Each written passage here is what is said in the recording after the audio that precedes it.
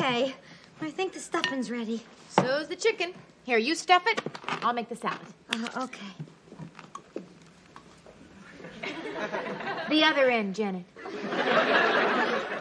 Thanks, Tare.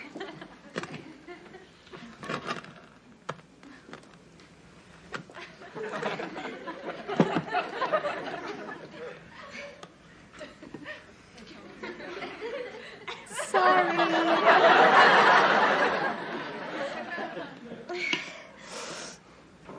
Oh, Terry, you better do this. I mean, you're a nurse. Oh, come on, Janet. You can do it. But, Terry, Okay. Oh, wait, I didn't pour oregano in. Gosh, how much should I use? A pinch is all you need. And a pinch is what you're going to get. Yeah, get out of here. We promised you a home-cooked meal, and we can't be cooking it while you're standing here bothering us. Hey, I'm not going to bother you, not after seeing what you're doing to that poor chicken.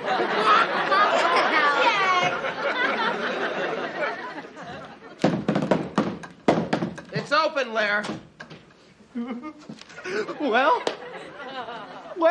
Well, what? Your date with Francesca, how did it go? Larry, I spent the whole night fighting off the sexiest girl in the world. You didn't. You're right, I surrendered. You are a very lucky man. Tell me. Are you going to see her again? Well, as a matter of fact, she did want to get together tonight. Yeah? But I promised to have dinner with the girls. But you... Hold it. Let me get this straight. You had a fantastic time with Francesca. She's begging to see you again, and you're having dinner with the girls? That's right. Jack, we've been friends for years. If you want to keep a secret from me, that's okay. If you want to lie to me, that's okay, too. But don't insult my intelligence! He expects me to believe he's having dinner with the girls. Would you give me that phone? Get out of here, Larry. Hello? Oh, hi, Mr. Angelino. No. That was Crazy Larry. He likes to play with phones. Terry? How's the soup coming? Oh, no, it turned green. It's pea soup. Then it's fine. Hey, guys. Jack, get out of here. That was Mr. Angelino on the phone. He told me there's going to be a meat cutter strike at midnight. You know what that means? Uh-huh. There's going to be a lot of happy cows tonight. No. That means that if I don't want to run out of meat, I got to go down to the market and pick up a side of beef. Now? What about our dinner, Jack? No problem. Just put it on a low flame. I'll be back in an hour. Jack, wait a minute. What? Are you going to get all that beef in your refrigerator? No, Mr. Angelino said I could hang it in his freezer while his restaurant is closed for vacation. I got to call a cab. A side of beef in a cab? Yeah. And he makes us take the bus. This might sound like a silly question, but how large are your cabs? No. I don't have any luggage, just a side of beef. That's right. And hello? Hello? Oh, that's great. Just great. Hi, Jack. I was just going to Mr. Furley, am I glad to see you. Easy. No, I was going to ask you to drive downtown to help me pick up something. Jack, you should know by now that you and I do not pick up the same thing. Mr. Furley, Forget it, Jack. I'm going down to the Beagle. Good. Maybe you'll run into that rich widow. Rich widow? Yeah, you know that cute blonde who moved in across the street? I never noticed.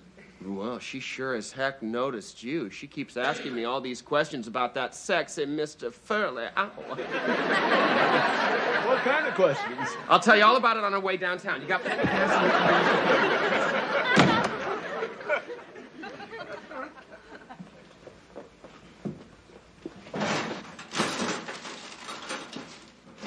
Jack, this is the last favor I ever do for you.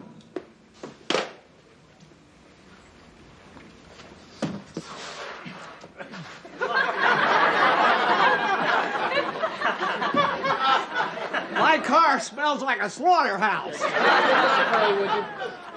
Do you know the back seat of my car's never been used before? I can believe that. Look, can you swing around so I can unlock the freezer?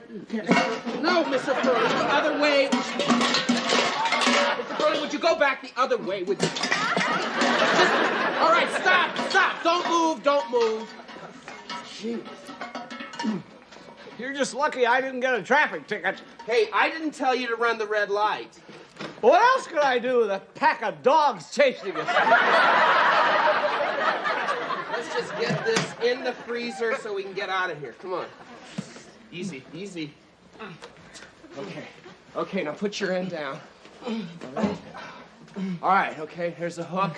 On the count of 3. Ready? 1, 2, 3, lift. All right, to me, Mr. Furley. Come on. Easy, easy, easy. Wait. Here we go!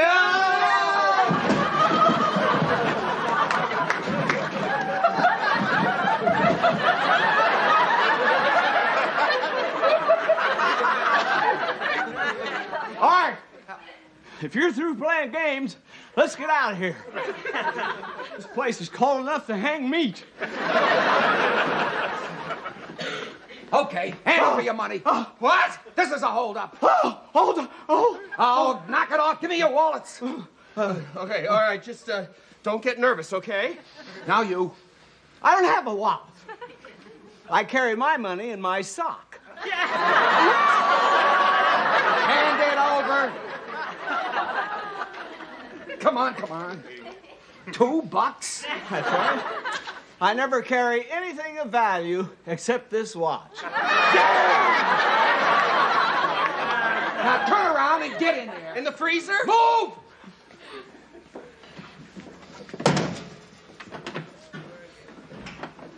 He's leaving. What? Oh, boy, that's a relief. For a minute, I thought he was going to make us go with him. Mr. Furley, he locked us in. Yeah, he locked us in. We're locked in! We're locked in! Help! Mr. Furley! Help! Mr. Furley! We're locked in the freezer! Easy. No one's out there, and even if they were, they couldn't hear you. The door is made of solid steel. Sound can't get through. What? Yeah, this freezer is sealed airtight. Oh. Air! We're going to run out of air! Mr. Furley! We're not going to run out of air. We're not? No. Oh, you're right. We'll freeze long before that happens. Freeze! We're going to freeze to death! Mr. Furley, come on. Freeze! Mr. Furley, relax. No, don't hyperventilate. Breathe. Mr. Furley, get some air in. Breathe. Okay, now, Mr. Furley, listen to me carefully, all right? Calm down, relax. We're not going to freeze to death. You know why? Because Janet and Terry know where I went, all right? And when I don't show up for dinner, they'll come looking for me, okay? Right. All right, so the important thing to do is just stay warm until they get here, okay? Warm. Yeah, right. Warm thoughts. What? It's a matter of mind over matter. See, I want to think real warm thoughts. Oh, good thinking. I'm sitting in the middle of Miami Beach. The sun is beating down on me. Way to go, RF. Boy, I'm starting to sweat now. Yeah, it's real hot there, huh? Yeah, it would be if it wasn't for that damn wind blowing. Mr. Furley? Hey, it's starting to rain. No!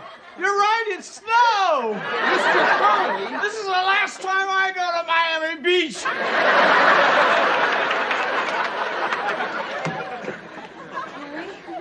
Jack should have been home an hour ago. I wonder what's keeping him. I don't know, but I'm worried. Well, would you feel any better if we went out and looked for him? Yeah, I would, but I don't even know where we should start looking. Well, let me see. His last stop was Angelino's. Okay, let's go down there. Okay, but what about the... Come on, we'll just go down and check it out. You We'll be think- back in a hurry. It won't okay. take that long. But you... All right, No, okay. Come on, keep moving, Mr. Furley. I'm too cold to exercise. No, come on, that's the only way to create body heat and stay warm. Look at me, I'm working up a sweat. I'm actually getting hot. Want me to hold your jacket for you? Look at all these cartons. Look at these, Mr. Furley. What about them? You know, if we had some matches, we could build a fire. Matches? I've got some matches somewhere. You do? Yeah. Right here. Great. It's part of my job. How do you think I check for gas leaks? Darn, I've only got one match left. One is all we need. I'm going to show you a little trick I learned in the Boy Scouts. Oh, now we're cooking. You ready for the match? Not quite yet. Oh, sorry.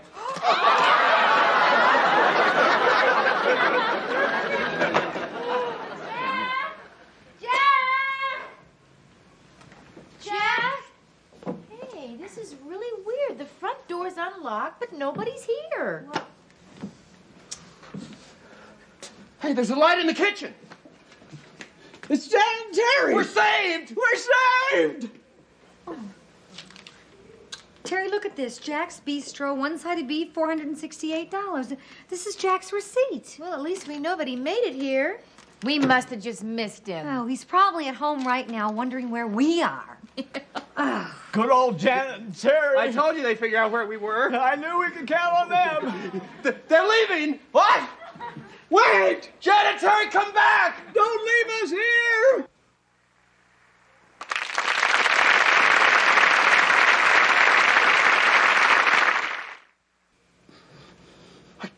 I can't believe they just left us. We were so close to being saved. Come on, Jack. We made it this far. Surely we can hold out till they open up in the morning. Mr. Furley, there's something I've been meaning to tell you. What's that? This restaurant is closed for vacation. It's not going to be open for another week. A week? Jack, you must be wrong. What? Do you know what we're going to look like in a week?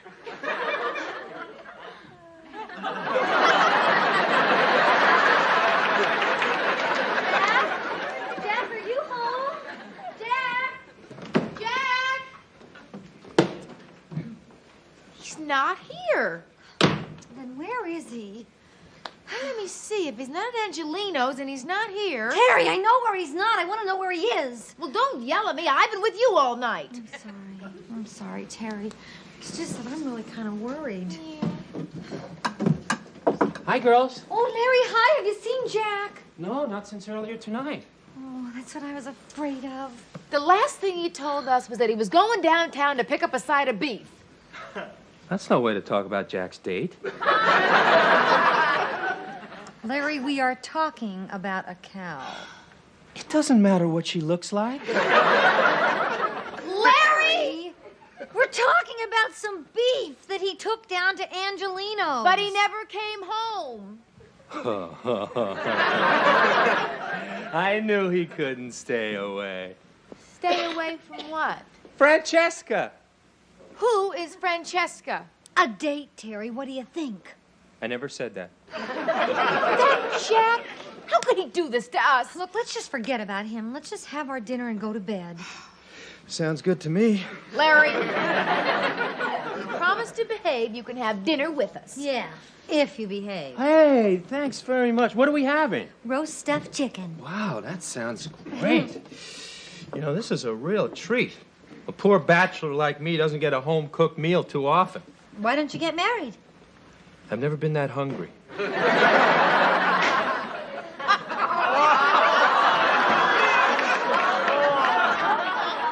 I hope you like your chicken well done. What did you use, a flamethrower? I just remembered I promised to meet a hamburger down at the Regal Beagle. Well, that's all the more for us. Yeah!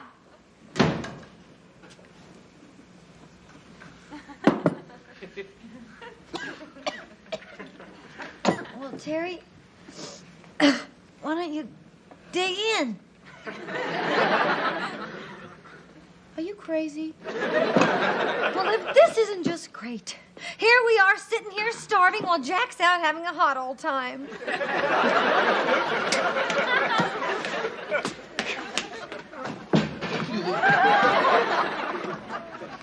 Mr. Furley, wake up! Wake up! Huh? Oh, come on. Oh, hi, Jack. I guess I left you there for a minute. Are we still alive? Yes! Oh, good. But if you go to sleep now, you'll never wake up. You gotta stay awake, Mr. Furley. Keep alert, okay? I'm alert. I'm alert. Good, good. Jack, what's that burning in the fireplace? What fireplace? Right there next to the stove. Mr. Furley, come on, snap out of it. Come on. You're starting to hallucinate. I am? Come on. Oh, then the end must be near. Don't talk like that. Somebody's bound to come along. We'll be frozen solid by the time that happens. Mustn't give up hope. But there's nothing we can do, Jack. Yes, there is. We can huddle together.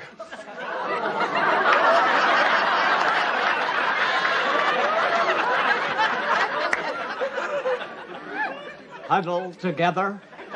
To keep warm, it's either that or freeze to death. Well, I'm thinking.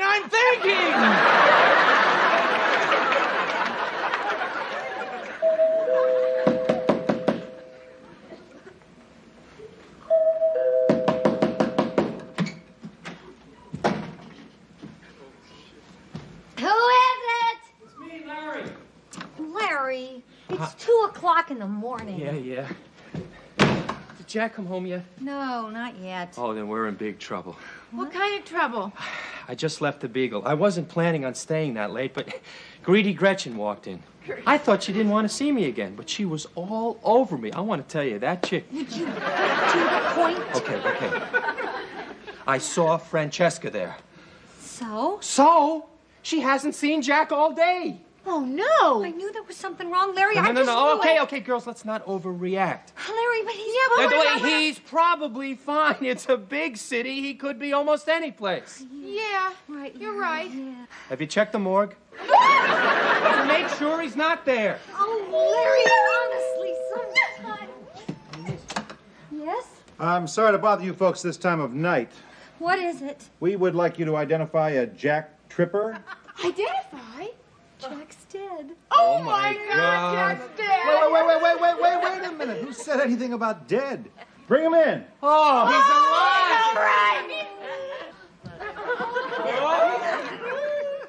He's not Jack. Who is he? Well, we found him prowling around the building, but he didn't look anything like his driver's license.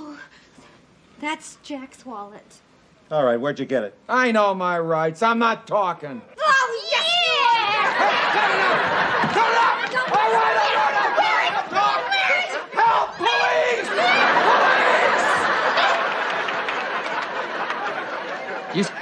You still awake, RF? What difference does it make? Come on now, come on. You gotta think positive. You're right. Think positive. You got a pencil? What for? To make out my will. Oh, Mr. Furley. I think I got one here.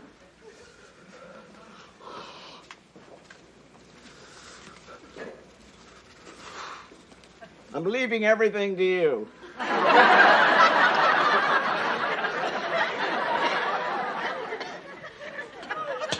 Damn! First I get robbed, then I find out I'm gonna freeze to death, and now to top it all off, I break my pencil. This is my day. Mr. Furley, What? were you really gonna leave everything to me? Well, yeah, is there something wrong with that? No, I'm just touched. Well, you know, Jack, I never did tell you this, but, well, you're all right. Well, not all right. But you're all right. Thanks, RF. Did I ever tell you I almost got married once? No. Yeah, back in WW2. I nearly wound up with a German girl. Her name was Helga. You served overseas? No, I served in her father's delicatessen in Queens. I was 4F. 4F, RF? Well, what happened with you and Helga? Oh, nothing. She ran off with a salami salesman. Maybe I should have married, though. Kind of sorry I never had children. Really? Yeah. You know, if I had a son, Jack, I'd want them to turn out just like you. Sure, why not? Mr. Furley, there's something that I should tell you. What's that? You know, all these years I've always said that I was... Yeah? Well, I'm not. You're not? You mean you like girls?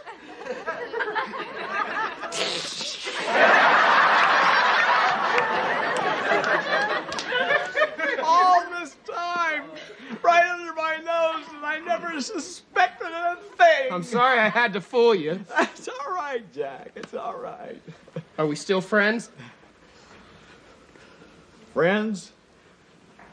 To the end.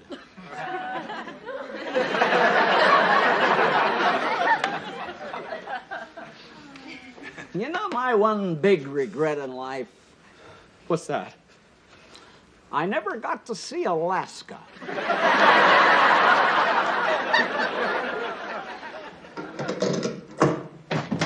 Hey! There's still alive.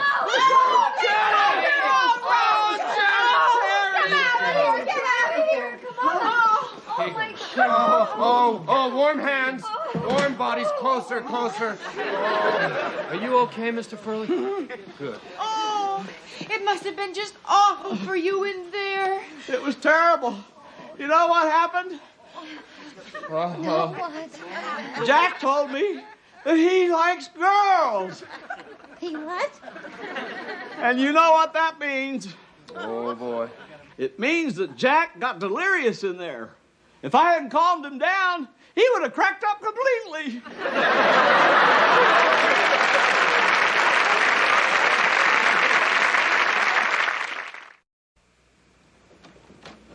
Oh, it is so good to be home. Just point me toward the kitchen. The kitchen? Yeah, all the way home I kept thinking about that wonderful chicken you were cooking for dinner. Wonderful. Yeah. No. Huh? What are you doing? You know, Jack, it's much too late for you to eat. You kidding me? I'm starving. Jack, you can't eat on an empty stomach. Right. Yeah, and oh, Jack, we want to hear all about Francesca. Oh, yeah, tell us all about her. Well, there's nothing to tell. She's gorgeous. Oh, really? She's gorgeous. Oh, Jack, and you gave up seeing her to spend an evening with us? Why not? You two are worth it. Oh. Sure. I mean, she's so pretty she can get all the dates she wants, while you poor girls... Well, you know what I mean. Poor girls. Yeah, you know, Terry, on second thought, I don't think it's too late for Jack to eat. Right. What is that? Eat! No, wait, no. It's not ready yet. Fabulous. It was so pretty. Nice long ham, really pretty. You sure you girls don't want any of my cheese omelet? No, Jack, none for me. I'll just stick with my juice and toast. Well, maybe I will have just a little bite. Yeah, I think I might just try a little smidgen there.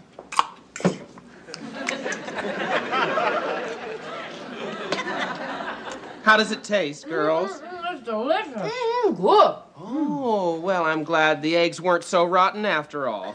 I'll get the paper. Jack! Oh, and you know, the cheese looked kind of moldy, too.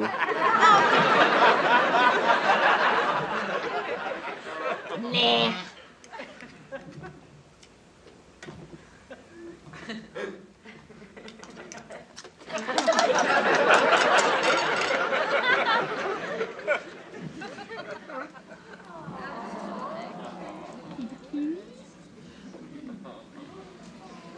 Oh, Janet, Terry, come here. Yeah, Jack, what is... Look.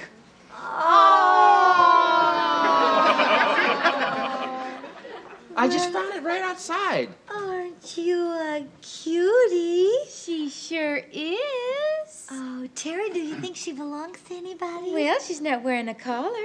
Good, then she must be a stray. Great! Whoa. Let's not get any ideas. We can't keep her. Why not? You know the rule, no pets or else. Furley would throw us out. Oh, he's all talk. Oh, yeah? Remember how he threw Mrs. Kalinsky out when he caught her with a pet? That was a boa constrictor. This is just a tiny little kitten. Who could get mad at that? Mr. Furley. Yeah, Jack?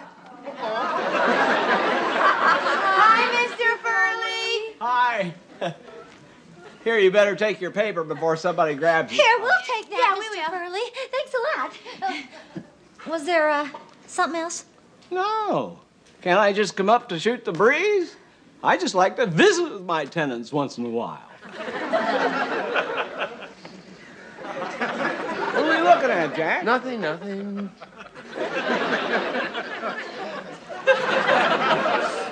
Jack, why do you keep turning away from me? Well, it's so early in the morning, I really don't look my best. I don't care how you look, turn around.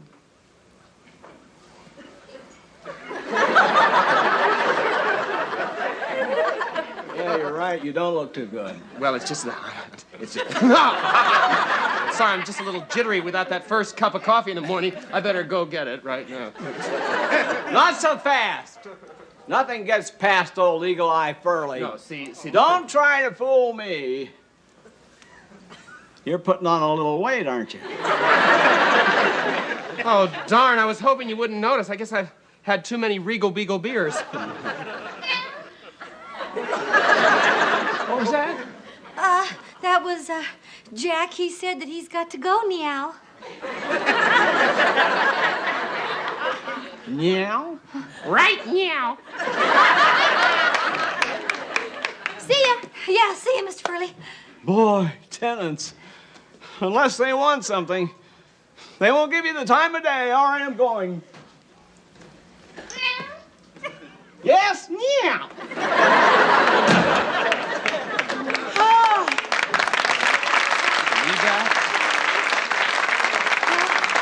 We sure fooled him, huh? Yeah, but for how long? Old Eagle Eye is in and out of here all the time. You know, we just can't keep her. Well, we can't just throw her out. Of course, now we have to find her a home. Where? Yeah, where? Where? I got it. Let's give her to Mr. Furley. Hold it. Earth to Janet. That's who we're hiding her from. Jack, I know that. But you guys know Mr. Furley. I mean, down deep, he's nothing but a big softy. When he gets a look at this itty-bitty face. Yeah, Janet, the rules. Oh, Jack, he's in charge. He can break the rules. Well, we can't give him the kitten, or else he'll know that we know that he's breaking the rules. Okay. We won't just give her to him. We'll leave her on his doorstep. How are we going to get her to stay there? Got any crazy glue? Jack! I'm sorry. What about a staple gun? All right. That is just so... Fly paper. You like fly paper?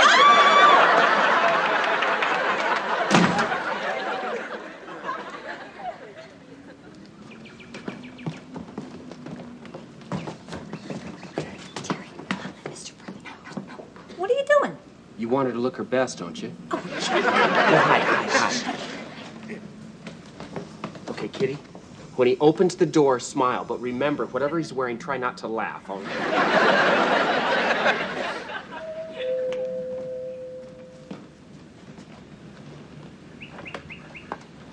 Yeah? Darn kids. It's a cat.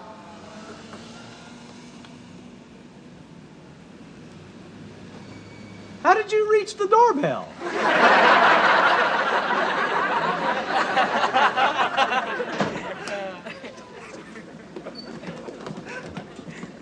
What are you doing around here anyway? Don't you know this is no pet territory? I'm the head honcho around here, and that's one of my strictest rules. Of course, if you want to hang around a while, I guess I could make an exception. But you better keep it quiet, okay? What's the matter? Cat got your tongue? That's a joke. You'll find I'm quite a kidder. Oh, you're gonna like it here. It's nice and quiet.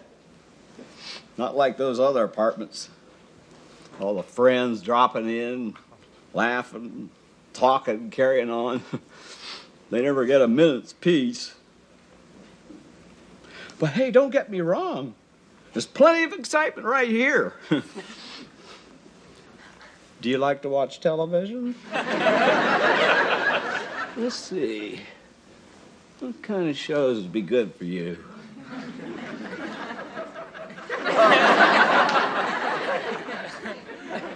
I know. Kiddie shows. Hey, you know something? We're going to have to find a name for you. I got it. Patches. Patches. When I was a kid, I had a cat named Patches. You remind me of him. The cutest little thing. He was my best friend. And one day, while I was at school, he got out. And this big truck came along. Well, I'm going to call you Patches. But you better never cross the street without my permission, okay? Okay, I got to answer the phone. You wait right here. Don't take anything now. I wouldn't want to find out you're one of those cat burglars. You're going to get quite a sense of humor hanging around me. I thought I'd better take you with me. Hello? Bart! My brother Bart. He owns the building. Don't say anything. Hello, Bart? Yeah, everything's just fine. Well, yeah, expenses have been running a little high, but a troubleshooter? Well, what do you mean he's on his way over here?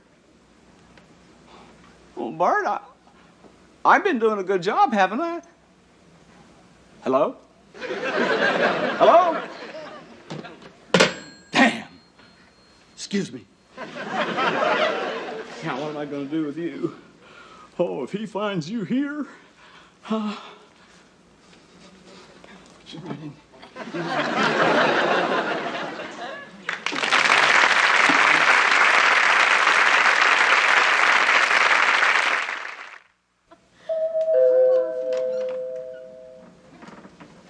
Girls, keep your seat, okay? Don't move. I'll get the door, no problem. I'm getting it right now, see?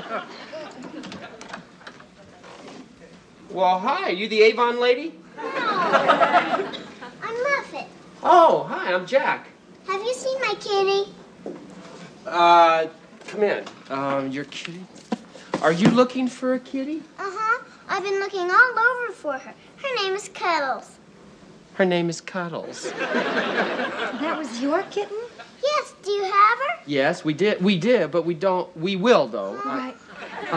Look, why don't you go into the kitchen with Auntie Terry here and have some yummy milk and cookies, okay? And what will you and Auntie Janet be doing? We'll be thinking about paying a visit to Uncle Furley. see? Everything in that bathroom works. Now that goes for the rest of the building. They don't call me Mr. Fix-It for nothing. If a faucet drips around here, I replace it, pronto. Why don't you just put in a new washer? A washer? Yes. If you keep replacing every little thing, there go the profits. But doesn't Bart He wants managers who keep expenses down, collect the rents, and make sure the tenants follow the rules. Oh, I do that. Oh, I keep my tenants in line. Oh, one little infraction and they're out. Good. Just last week, we had a tenant in the marina. He broke a rule. We threw him out. Way to go. Along with the manager. Way to go. Can I get a glass of water? Well, I don't know. I don't want that water bill to go through the roof. Yeah, watch expenses. Right through there.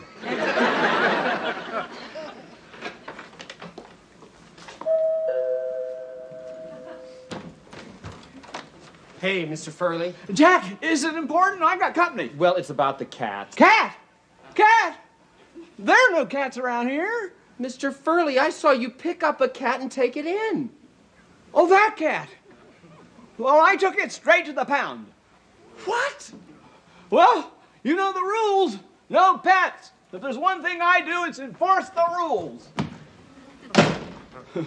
Tenants. You just have to know how to handle them. I thought you were too easy on him. Janet, Terry? Yeah, oh, where's the kitten? Furley took it to the pound. He what? Did you find my kitty? Well, we have... Janet, let me explain. Oh, thanks, Jack. Hey, Muffet. Hi. Why don't you sit on my tuffet right here? You know something? There's certain things in life that don't go exactly... I want cuddles. Second thought, maybe Aunt Terry knows what to say. Terry? I do. How about some milk and cookies? Again? Jack, what are you doing? We have to get her kitten back. That's what I'm trying to do, Janet. I'm trying to figure out which pound Furley took the cat to. Oh. I mean, how many pounds can there be in this area? 3? Well, that's 1 pound apiece for us, okay? All right. Wait a minute. First, Jack, what are we going to do about Muffet?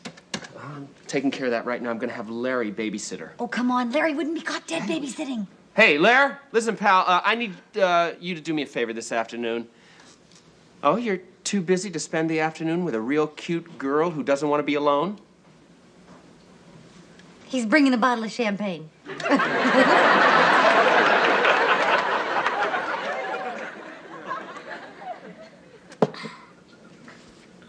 Cute girl. Thanks. Yeah, you want some more milk and cookies? No, thanks. I think I had enough. So what do you want to do now? Throw up.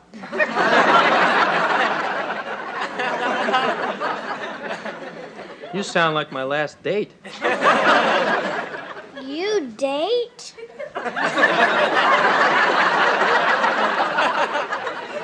Yeah. What's it like? Dating? Well, I really don't think that I should, Oh, come on. I'm not going to be it forever, you know. Just tell me what you do on a date. Well, okay. Let's see. Well, first I go out to a place where I can meet girls. You know, like a church social. And then, if I see a young lady I like, I might take her out for a soda afterwards. And then... What kind of soda? An ice cream soda. And then... What kind of ice cream? Chocolate. And then... Do you both have chocolate? What difference does it make? You're gonna let me tell this story? All right, don't be such a grouch. All right. Then after the soda, I walk her home, we shake hands, and then we say goodnight. That's it? Yeah. You always strike out like that?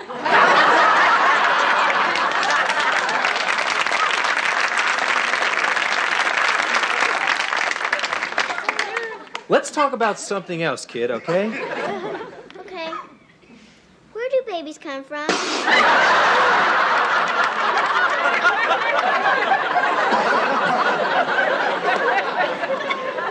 Hi, I'm back. Thank God. Janet, watch out for her. She's a lot older than she looks. Guess who I've got in here? It's Cuddles. Oh, Cuddles, I thought I'd never find you. Oh. Looky who I found. It's Cuddles. Jack, that isn't Cuddles. This is Cuddles. No, it isn't. What do you mean, no, it isn't? Here's Cuddles! What are you doing bringing Terry? What is that, a mongoose? We're looking for an orange, isn't it? None of these cats is Cuddles. No, I'll never find them. How could you get a pinto? We're looking for a cat. Just don't argue about what she Terry, said. None of this is Cuddles. I know. Kids!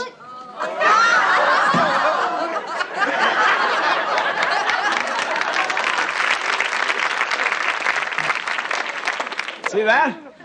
Everybody's scared to death of me around here. I'm impressed. Maybe I better go in and calm them down. All right. Oh, look, girls, it's Mr. Furley. Hi, Mr. Furley. Why did you kids run into the kitchen when you saw me? We got hungry. Well, look. May I come in? Oh, look, girls, it's a strange man. Hi, strange man. Kids, this is Mr. Williams, Bart's new troubleshooter. How you do? He came over here to see what a good job I'm doing. Well, Mr. Furley just does a wonderful job. Yeah, you know, he even got us a brand new garbage disposal, and we didn't even really need one. Is that so? Oh, yes, he got us so many new things. And we see a new couch, a new curtains, and a new knife. Well, what they mean is I'm always fixing up the old stuff so it looks like new.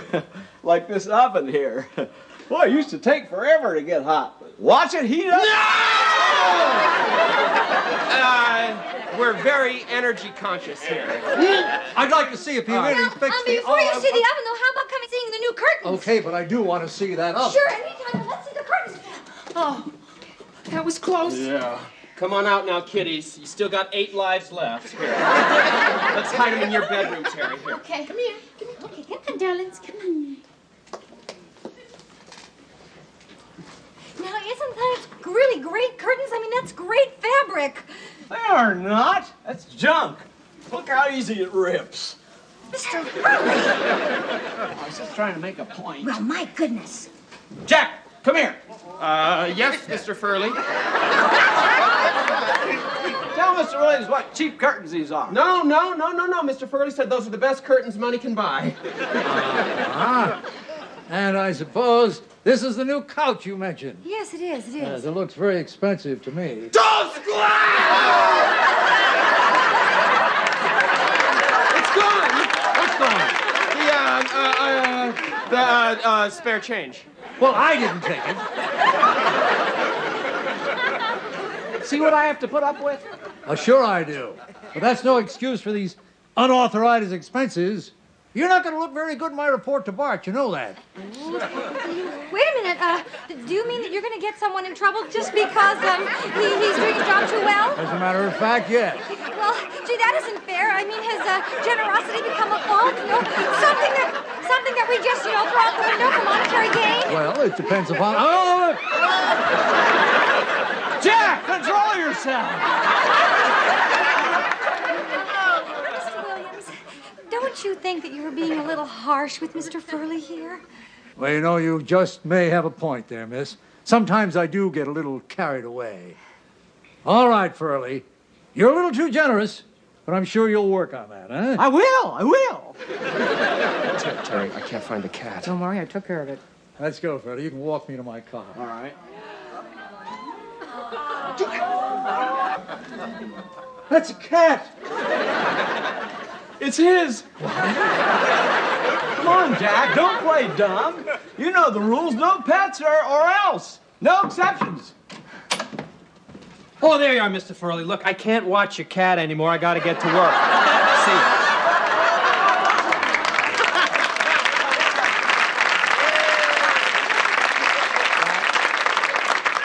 Is your cat... No, it isn't his cat. It's Muffet's.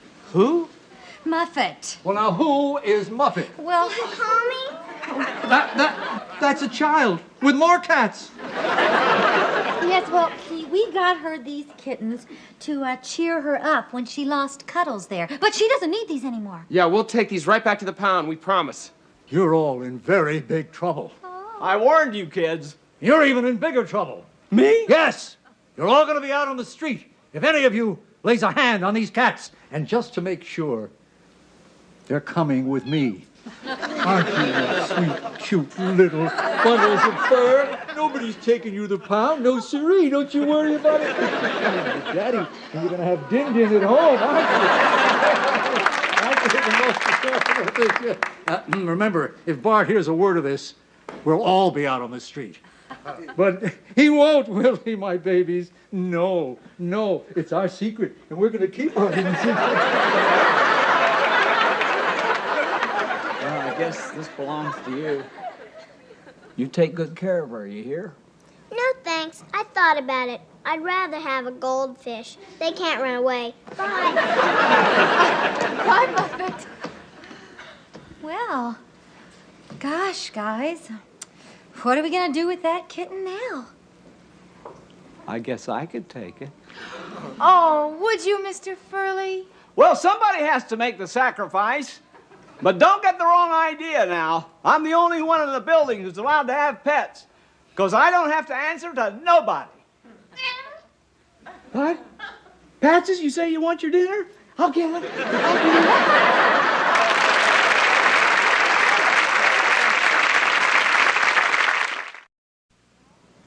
No, no, Mr. Furley. You don't have to warm up her milk. Yes, you're welcome, Mr. Furley. Goodbye. Honestly, that is the third time the man has called in the last half hour. I mean, he's like a new parent with a baby. I think it's so sweet. Oh, not again. I'll get it this time, Janet. Thanks, Jack. Look, girls, I'm off my rocker. Hello? What? She won't let you get near her? I don't know what to tell you. Oh, Jack, tell him just to sit her on his lap. Janet says to sit her on your lap. And then scratch her behind the ears. Terry says to scratch her behind the ears. And then turn her over and rub her stomach. She'll love that. Terry says to turn her over and rub her stomach. She'll love that. Right. I'll talk to you later. Bye. He said thanks. He never tried that before. Wow, Furley has got a lot to learn about cats. Who said that was Furley? That was Larry. He's got a new girlfriend.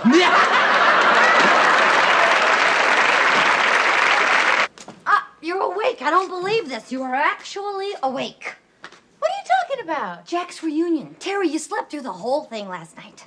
His reunion? That was downtown at the Blackwell Hotel. Yeah, it may have started downtown, the Blackwell Hotel, but it ended up right here at 3 o'clock in the morning. Jack brought his Navy buddies here? No, they brought him, or I should say they carried him. Oh, well, that was nice of him. Nice? Terry, they plopped him down right in the middle of the floor, and then they proceeded to have their party all over again.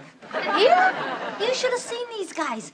They were running around here with their little squirting flowers and their sneezing powder and their dumb whoopee cushions. Sounds like I missed a great party. You missed a bunch of jerks. Oh, come on, Janet. You have to learn to be more tolerant. I mean, after all, boys will be boys.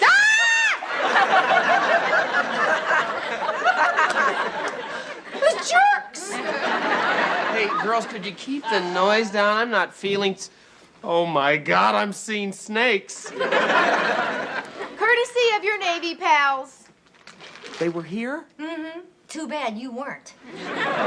Oh, look, I don't want to talk about this right now. I need some coffee. I'm sorry, but the snakes drank it all. Oh. Too bad Jack doesn't have any coffee. Yeah. Well, milk is better for me anyway. Hey, Jack, tell me something. Were you and that bunch of jerks in the Navy together or reform school? Janet, why don't you just give them a break? You know, they're just some guys trying to let off a little steam. They're really a wonderful bunch of... jerks! Look, Janet, he found the coffee. Hey, that makes me feel so much better. I can actually go and get dressed now. Oh, sit down. I'll make you some coffee. Thank you, Terry. You really are an... Ow, ow, ow! What's the matter? That's what I'd like to know. That really hurts. Ooh. Oh. I had a dog that used to do that. Let me look. No, you will not. Are you kidding? Jack, don't be silly. If something's wrong, I can help. Jack Tripper, I'm a nurse. Oh, my God. What is it? I just remembered what happened last night. What? They took me to a tattoo parlor. Oh, Jack, no. Yes, I got tattooed. On your... Yes. Oh, come on. Are you kidding me? Jack, I told you that I'm a nurse. I don't care what you are. I don't want you to see it, Terry. It's ridiculous. Jack, I have seen all shapes and sizes. I'm talking about the tattoo. What's so special about it? Promise you won't laugh? Promise. It's a heart. Well, that's not so bad. And in the middle of it, it says, the love butt. Sorry.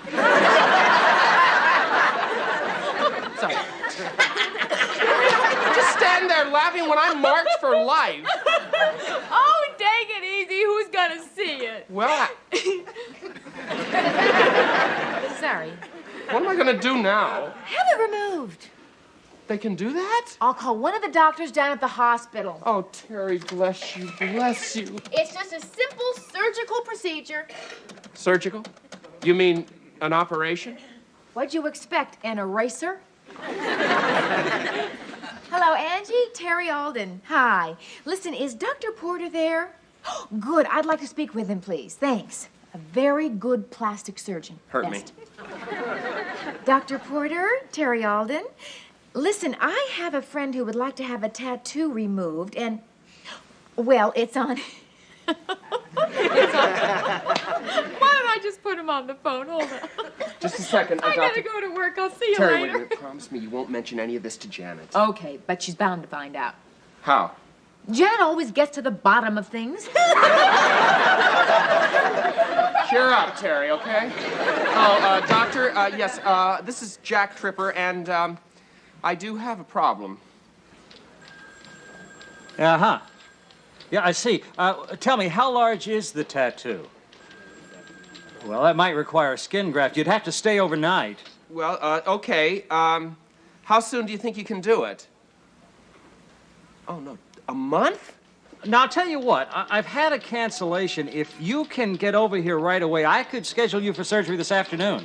This afternoon? It's open, Larry. Well, doctor, I certainly don't want to wait a whole month. All right, well, listen, I'll come over to the hospital this afternoon. Right. Thank you, doctor. Bye. What's this about a hospital? It's nothing serious, Larry, just a little minor surgery. Hold it, pal. There's no such thing as minor surgery. Once they open you up. Larry, I'm telling you, it's not serious, okay? You wouldn't kid me, would you, pal? Honestly, it's nothing. Oh. Well, what are they going to do? I really would rather not talk about it. You mind? Oh, my God, it is serious.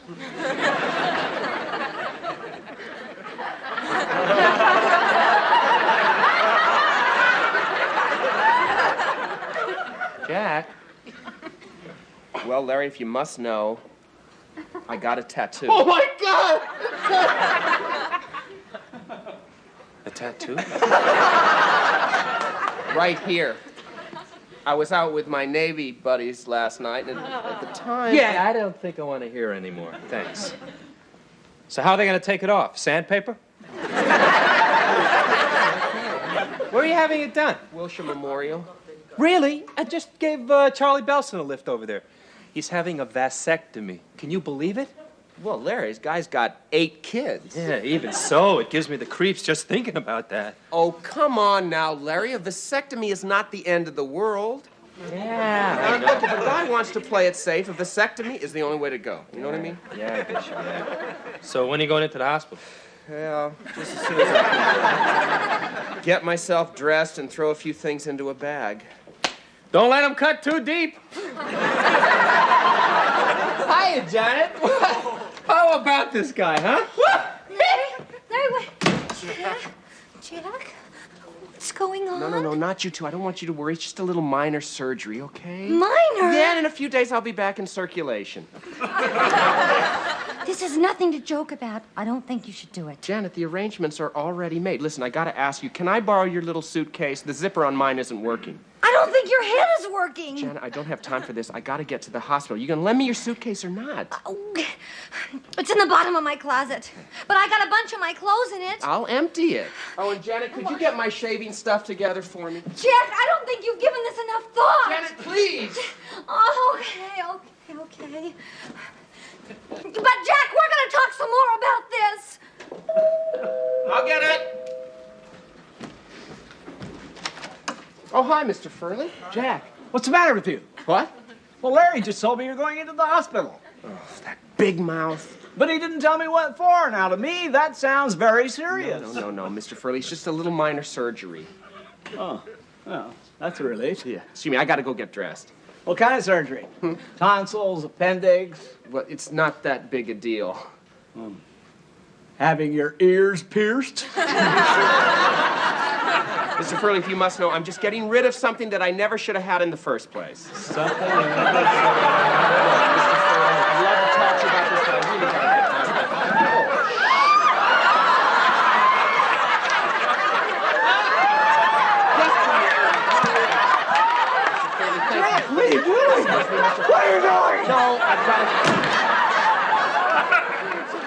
thanks, Jen. Jack, I think we should sit down and talk this over. Sitting down is the last thing I want to do. Excuse me. Jack! I'll get it. Yes? We gotta stop him. What? We can't let him have an operation. You know about that? Yes, you've got to talk to him. I've tried to talk him out of it. Well, try harder. You can do it, Janet. I know you can. Because once you start nagging, you just never stop. Mr. Furley. I could have handed it to you, Janet. You could drive a guy right up the wall. Mr. Furley! I know, because I've given in to you lots of times just to shut you up. Okay. You made your point. Good. I knew I could count on you. Now, go get him. Because the next time I see Jack, I want to see Jack, not Jacqueline. Mr. Furley, what are you... Well, I'm on my way. Oh, no, wait a minute, Jack. Janet, I'm in a hurry. Jack, aren't you being awfully selfish? What? Well, have you thought about the way this is going to affect other people? What other people? You do intend to get married someday, don't you? Sure, of course, but Well, what is that? what do you think your wife is going to say about this? Nothing. Nothing? Because I'm never going to tell her.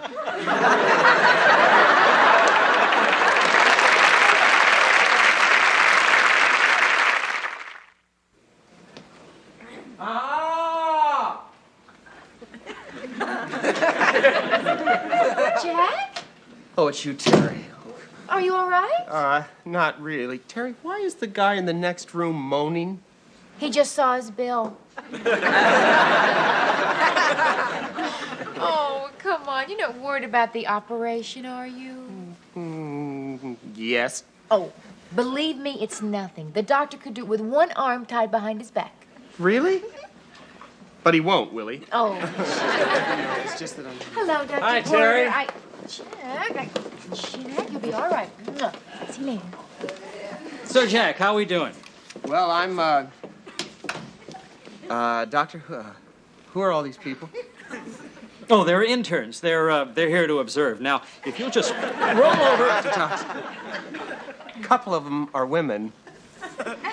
Oh, Jack, there are no men or women here, only doctors. Oh, well, could you ask the doctors with the dresses to please leave? Jack, please, come on. There's no need to be embarrassed. This is just routine to us. Oh, my God. All right. Now, as you can see, the patient has a heart-shaped tattoo on the lower gluteus maximus with an inscription. Yeah, the love button.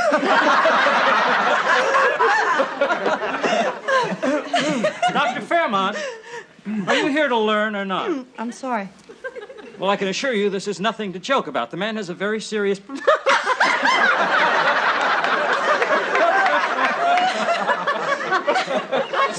I'm sorry. I've just never seen the love butt this far south before.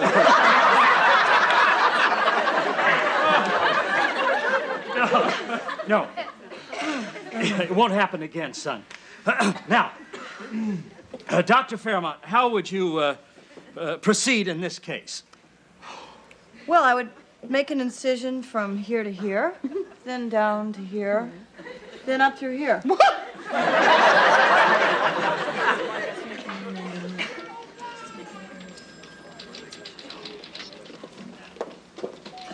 Dr. Phillips, report to ICU. Oh, excuse me, please. I'm looking for Jack Tripper. He's in room 309, but the doctor's with him now. Oh, thanks. I'll just wait. Thank you. Thanks.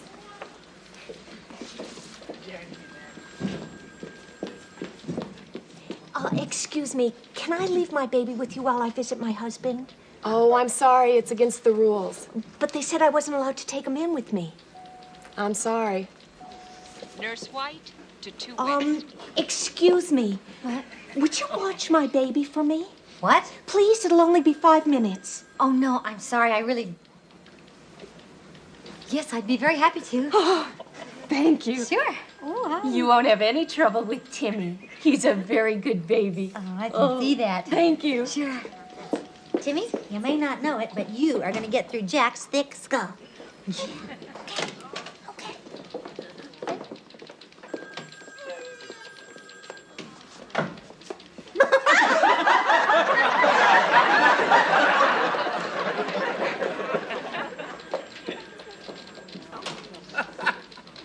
Jack. Look what I've got. Janet, I didn't even know you were engaged. Come on, I'm just watching him for somebody. Oh, hi. Isn't he precious? Yeah, well, if you can't find a Cabbage Patch doll, this is pretty good. His name is Timmy. Hey, Timmy. Would you like to hold him? No, I don't think so. Oh, come on, No, Jack. I no, know no. you'll be great at this. Come on. Well, maybe. Hello. There you go. Hi, guys. Oh, Jack, you look so sweet. He's got a little button. He's pretty cute, isn't he? I knew you'd like him. Boogity, boogity. 309? Thank you. Mr. Furley, here to see Jack? No, I'm here to stop his operation. Believe me, Terry, he wouldn't be one bit happier as a woman. What are you talking about? Jack, you shouldn't fool around with Mother Nature, even if she did screw up the first time. Mr. Furley. Believe me. Look, I may not be a doctor, but I do know plumbing. And once you start fooling around with those pipes... Oh, Mr. Furley, that's not why Jack's here. It isn't? No. Well, then why is he here? Well, I can tell you, Jack doesn't want anyone to know, but he made a mistake, and he's very ashamed about it, and he's come here to have it taken care of. Yeah, but... I'm sorry, Mr. Furley. I have to go back to work. I'll see you later. Why won't anybody tell me what he's here for? Rock-a-bye, baby.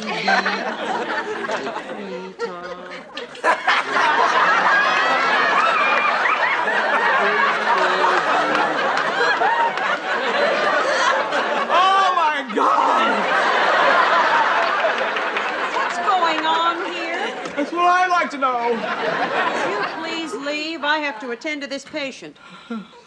Mother's Day will never be the same. You too, and take the baby with you. Oh, see, nurse. I have to prepare him for surgery. Oh, no, you don't. He's changed his mind. Right, Jack? No, I haven't. What? Didn't little Timmy do anything to you? Well, he wet on me a little bit, but that'll do. Honestly, Jack, honestly. You're gonna have to forgive Janet. You know, hospitals make some people nervous.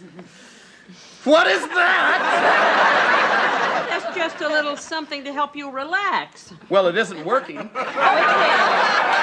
it will. Now, come on.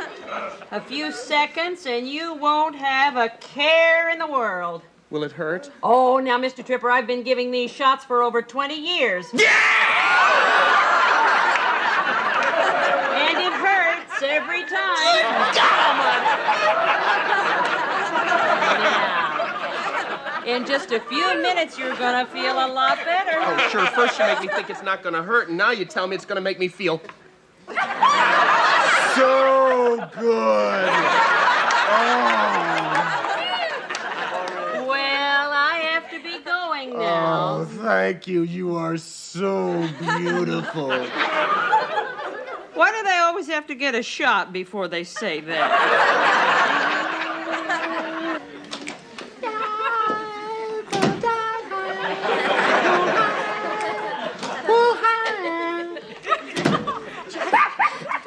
Ooh, Janet, you are beautiful. Thanks, Jack. I have to talk to you. Talk to me, Mama.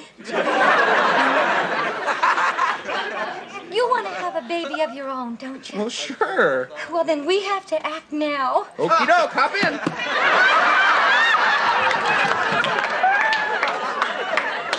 Come on, please. I'm serious. So am I. Jack, sit up. Jack, oh no, oh please. Jack, you've got to listen to me. Shh, I'm listening. Jack, I really care for you. And I care for you too, little Janet. Oh, Jack, you may think that what you're doing is the right thing now, But as time goes by... You must remember this. A kiss is still a kiss. A sigh is still a sigh. He's looking at you, sweetheart.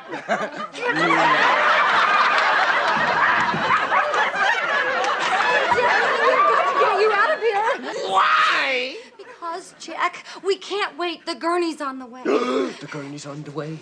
The gurney's on the way. Hi-ho, the gurney. No, please. Wake up. You've got to stay awake, Jack. Sit up. Stay. Put these on. Put these on. They are.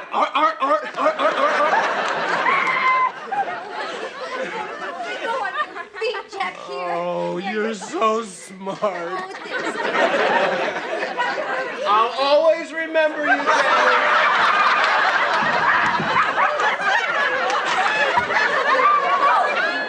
Jack, get up, please, Jack. Give me your hand, Jack. Give me your hand. In here. No, Jack, don't bleed. Wow.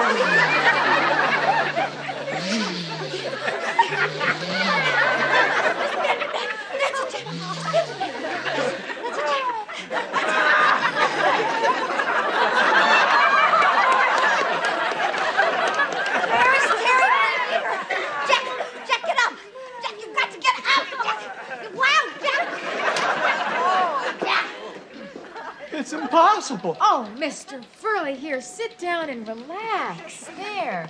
And don't go wandering into the ladies' room again. I must have been dreaming. What? That Jack had a baby. Oh, Mr. Furley. It even looked like him. Oh, Mr. Furley, Jack's here just to have a tattoo removed. Tattoo? Okay. Away! Jack, please. You are all dressed now. Oh, gosh. Okay? Where are we going? We are going home. Go. You there yet? No, Jack, please, to the door. Oh, what are you doing? Terry, I'm so glad to see you. You got to help me get Jack out of here. But he's going into surgery. No, he isn't. We're going to cancel it. Why? Why? You want him to have a vasectomy? A vasectomy? He's having a tattoo removed. A tattoo? What tattoo? The one his Navy buddies gave him when he wasn't looking. Well, why didn't he tell me about it? Because he was too embarrassed. Embarrassed? Terry, what's there to be embarrassed about? I'll show you.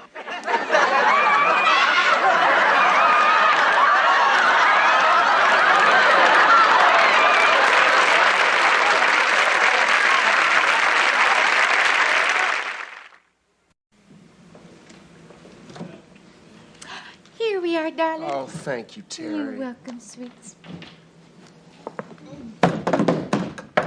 It's open, Larry. Hi, gang. Hey, Larry. I see the love butts in dry dock. Only kidding, pal. Hey! Whoa! Sorry, I thought it was the other cheek. Oh, you're so very funny. What's the matter, Jack? Can't you take a joke? That coffee smells good. Would you like a cup? I would love one. Terry, why don't you get Larry some coffee and that special Navy mug that my friends left here the other night? I'd be glad to, Jack. Great. Excuse me, Lawrence. Thank you, Terry. Can't stay long, pal. I just came by to cheer you up. Well, you're doing a great job so far. Thank you. I appreciate that. Jack, do you remember that girl, Charlene, that you've been wanting me to fix you up with? Yeah. Yeah. Well, she's been getting very, very lonely. She has? Yes, she has. So, I'm taking her out tonight. Touch me and make Would that you laugh. leave him alone, Larry? He just had an operation. What did they do? Remove his sense of humor? I mean, if you can't take a joke.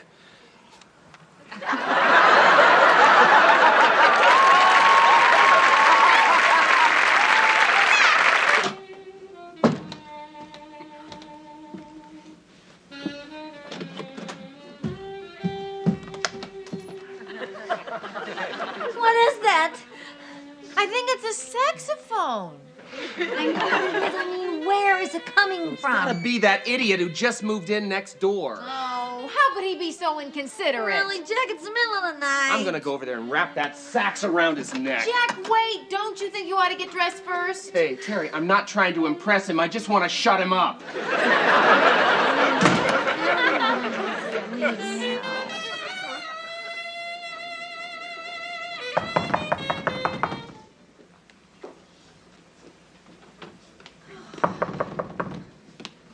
Who's there? I live next door. I want to talk to the sax player. That's me. Hey, you sound great, really. You came running all the way over here in your underwear just to tell me that? Well, good music makes me move. I just wanted to welcome you to the apartment. You just moved in, right? Mm-hmm. That's great. It's a little chilly out here. Oh, well, we can take care of that. Come on in. You bet. Oh, will you shut the door, please? You got it. Well, come on over here. Hurt me. This'll make you warm. Oh, well, thank you very, very much. I'm Arlene Price. Jack Tripper, how are you? Good, Jack. So, you're a musician, huh? No, I just play to relax. Actually, I'm an artist. An artist? Mm-hmm. Really? Is this one of your paintings? Uh-huh. Oh. You know, I'm somewhat of an artist, too. Really? I'm a chef. My canvas is the frying pan. Oh. You might say I work in oils. Olive, safflower. And a lot of corn. That's true. That's me. But I really love good art. Really? Who are your favorite painters? Painters? Whistler. Whistler? Sure. Why would you pick him? Well, he was always very nice to his mother. Did you know he never painted her when she was off her rocker? Anything else you can enlighten me on? I'm sure there is. I mean about art. Art who? Jack. Oh, art. No. You're the artist around here, and from what I can see, really a good one, too. Do you really like them? Yes. Well, look, take this, for instance. To the untrained eye, it just might seem that you splashed the paint on here recklessly, but I can see that you had an overall pattern in mind, and I really appreciate the keen use of your space and color. Very nice. What do you call it? My palette. You what? It's where I mix my paints. Ah! Well, you do a very good job of that, I'll tell you. Very nice. Oh, yeah. I was going to have a glass of wine. Would you care to join me? Would I? Jack, it's us. Yeah, are you all right in there? Who are they? Bag ladies. Go away! I left your ball of string in the shopping cart downstairs, all right? Are you coming home? Yes, in a second. You live with those bag ladies? Well, see... I think that's terrific. You do? Yes. When I moved into this neighborhood, I thought it was so straight. It's good to know there's some people around here without any hang-ups. Hey, no hang-ups to hang up this kid. How about some wine? Oh, well, it sounds like you should be getting back to your roommates. The what? Oh, them. Oh, yeah. Yeah, it is a little late. How about tomorrow night? Oh, well, I'm kind of busy nights. I'm teaching an art class down at the community center. Really? Mm-hmm. You know something? I've always wanted to take up painting. I don't suppose there'd be enough room for me in your art class. What do you think? Well, sure. I mean, it's open to anybody in the community. Why don't you come tomorrow night? We could have a drink afterwards. Now, that is a great idea. Great. Room 202, 8 o'clock. 202, 8 o'clock. I'll see you then. Good night. Jack? Yeah? Haven't you forgotten something? Of course. My robe. Your robe. I was... Ciao. Au revoir.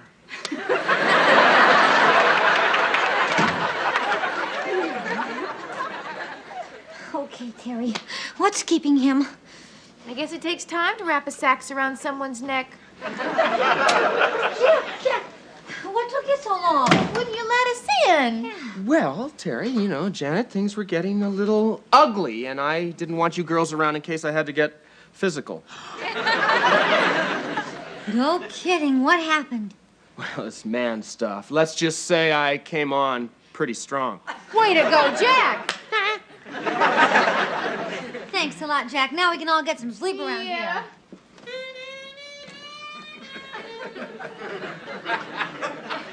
I thought you took care of everything. I did. Then what's that? Stardust. That is stardust. I'll see you later, ladies. Well, you have to. I'm going to an art class. You? What is it that you find so tremendously humorous? Come on, Jack. You remember that birthday card you made for Terry one time that had that funny-looking chicken on it? That was not a chicken. That was Terry. I rest my case. Face it, Jack, you're just not the artistic type. So can I learn? Is it a crime to try to take advantage of the cultural activities that this community has to offer? Hey, Jack, we didn't mean that... No, I'm serious. Draw. Jack! Did you get a look at the gorgeous art teacher that moved in next door? What a box!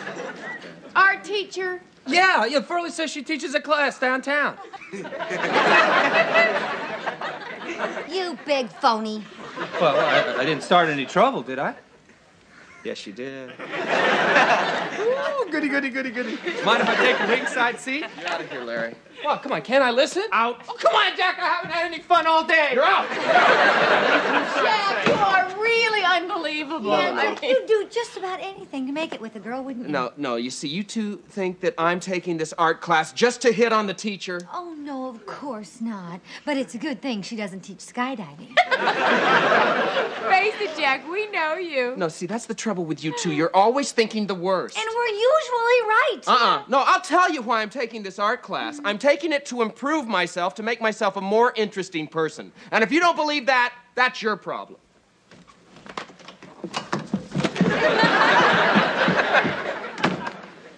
I believe him.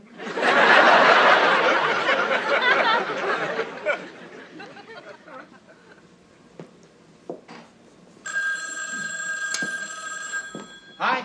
Oh, hi, Jack. I'll be with you in just a minute. Oh, hey, come on, take your time. Take your time.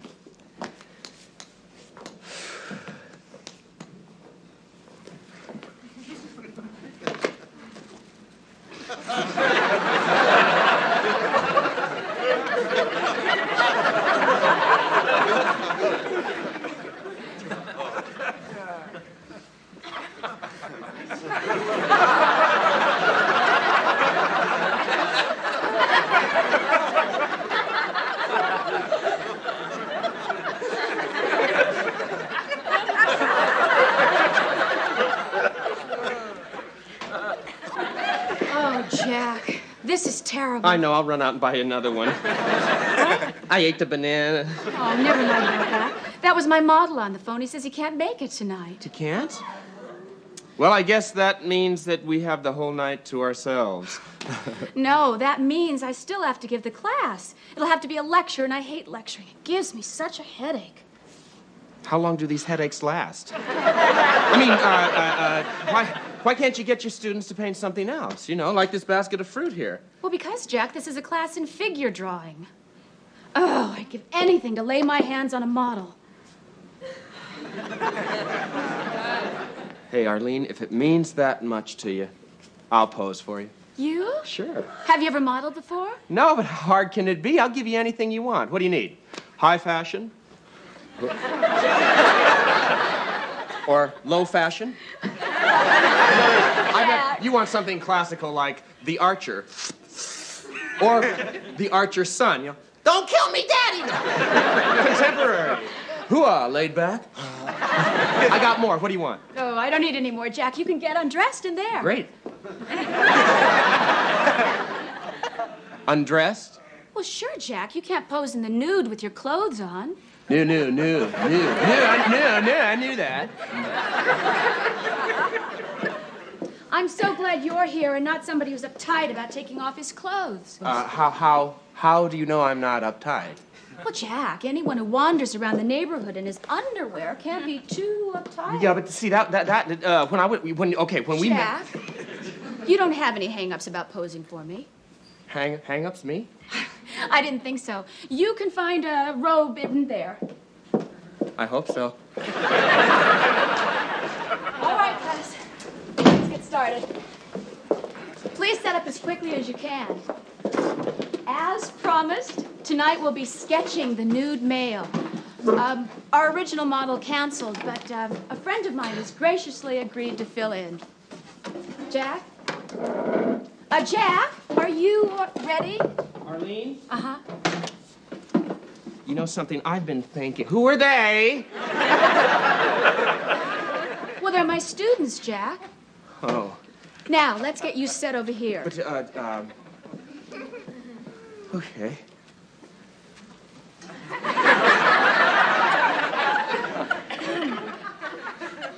Jack, we could see you a lot better if you sat on the stool. I know. Good. Now, let's just move a little to the left. Now, turn your head to the side. Good, good, good. Now, just one more thing. Huh. Drop your robe. Bombs away. Sorry I'm late. I was just...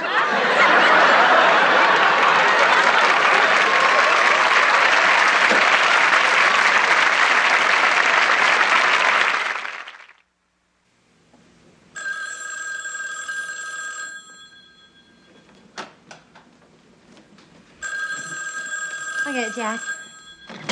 Hello? Oh, hi, Mr. Furley. What?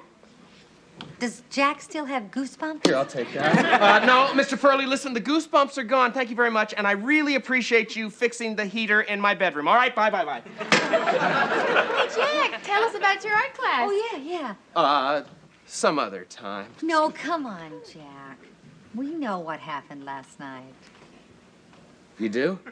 Yeah. So why don't you just show us so we can all have a good laugh, too? What? Your artwork. Yeah, come on, Jack. We know that you can't draw. You must have made a complete fool of yourself. Well, as a matter of fact, the teacher did say that my sketches were very good and that I showed great promise. What? You're kidding. Oh, no.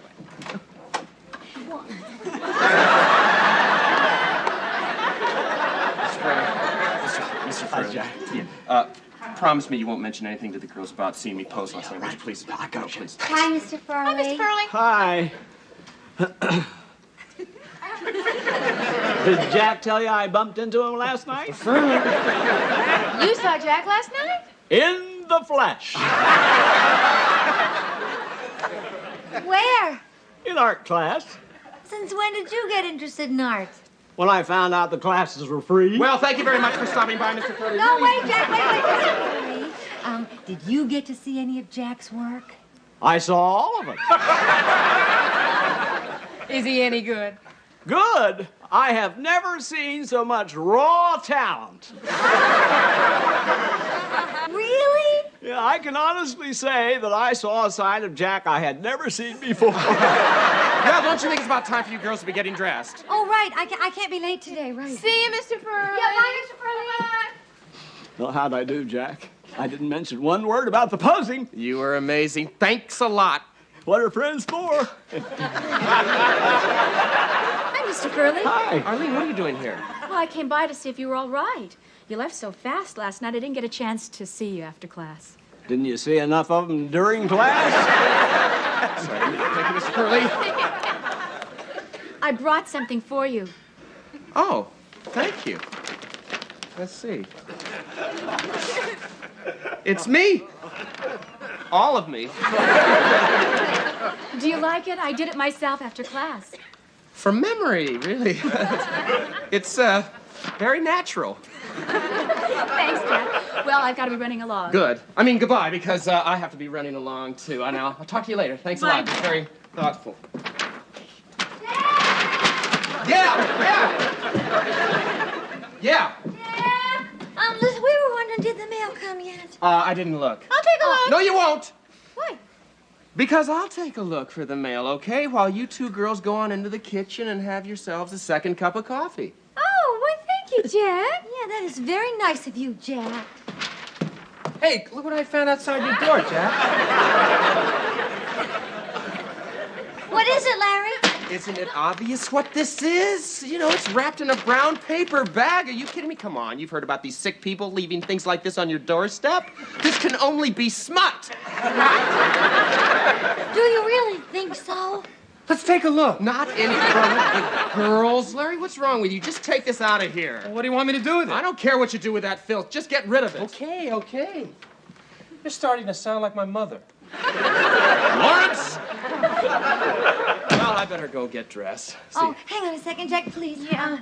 There was something that Terry and I wanted to say to you. Huh? Yeah, we're sorry we made fun of you before. Yeah, Jack, we didn't know that you were really interested in art. We owe you a great big apology. Don't you think it's a little late for that?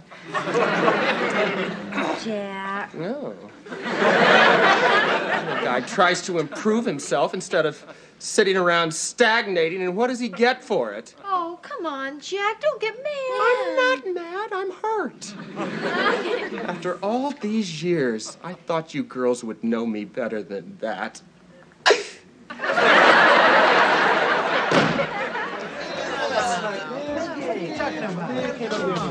Larry! Oh, hi, Jack. Listen, about that package I gave you. Guess what, Jack? I have a date with Marilyn Campbell. That's nice, but about... Nice! It's Marilyn Campbell, the gal who said no to every guy here, and she is going out with me tonight. I'm very happy for you, Larry, but about that package I asked you to get rid of. You mean the naked picture of you? Shh! Look! Jack, would you relax? I got rid of it just like you asked me to. Oh, thanks, Larry. Okay, Frank, a beer for my friend Jack? Oh, coming right up. I can use it here. I can't tell you how good it feels not to have to worry about that darn picture anymore. I know what you mean.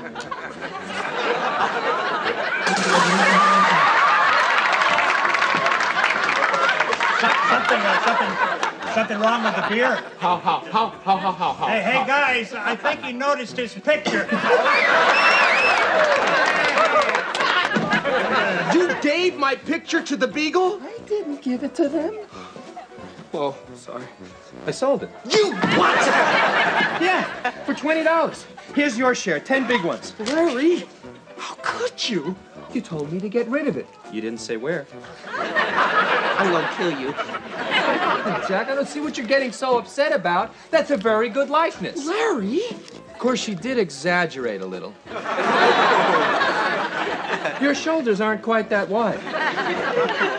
Frank, you gotta get rid of that painting. Hey, guys, Jack wants me to get rid of his painting. What do you say? No! Well, you heard the public, Jack. You satisfied now? I'll never be able to show my face around here again. It's not your face you have to worry about. I am going to kill you, Larry. You know that? Come on, Jack, I'm just kidding. It's not as bad as you think. Oh, sure. Easy for you to say. It's not you up there. Of course not. I do have my principles. Excuse me.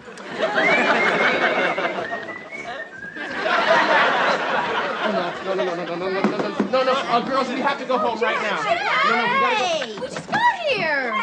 Listen, it's so dull here. It's really Yawn City. I got an idea. How about if we go on home and I'll make you the best dinner you've ever had in your lives? Hey, good idea. I thought so. But first, let's just each have a little quick glass of wine. No. Could we each have...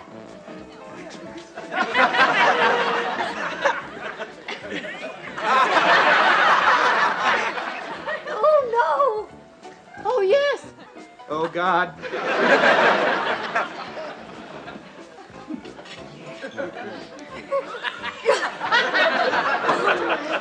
Oh, my. Oh.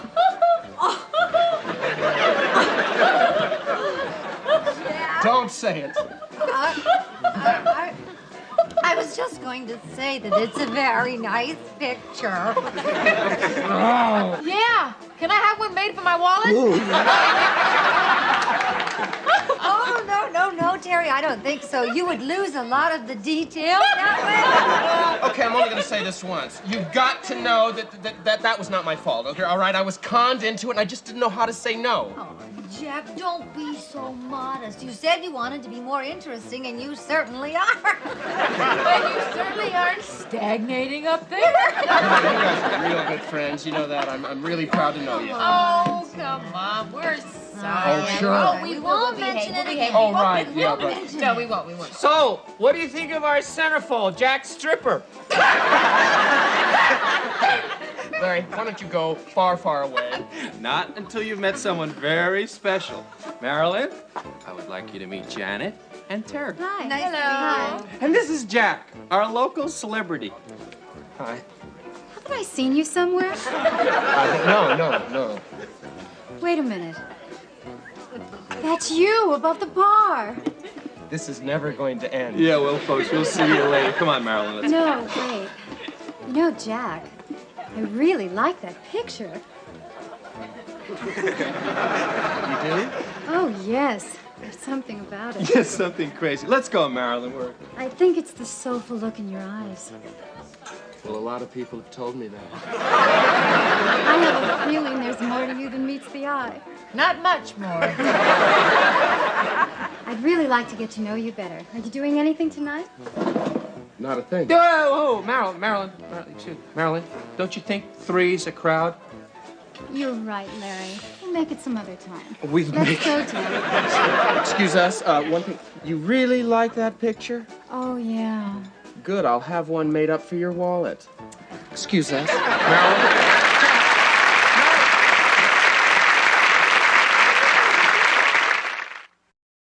Yeah, well, okay. Great. Thanks, Frank. I really appreciate you calling. Bye-bye. What did Frank want? He just wanted to let me know that he took down the picture at the Regal Beagle. They finally get tired of you begging, huh? Are you kidding me? It was the guys down at the Beagle who did the begging. Why? They said it was unfair competition. Way. That doesn't say much for the guys down at the Beagle. Hi, Janet. Hi, Mr. Furley. Come on in. Jack, would you like me to give you a lift to art class tonight? No thanks, RF. I think I've had enough art for a long time. Thank you very much. Yeah, it left him cold. Terry, don't start on me again, please. Sorry. I better be going. I don't want to be late for class. Okay. Oh, would you like to see some of my work? No, we don't want you to be late for class, Mr. Furley. Right, yeah, you don't want to keep your teacher waiting. Yeah. You're right. I'll show you this picture I made of Jack tomorrow. Okay. Wait! No, let him go. He'll be late. Shut up, Jack. Yeah, please, Mr. Furley, please. Okay. Oh, that is cute. Yeah, he's got you down pat, Jack. No. Come on, here, take a look. Yeah.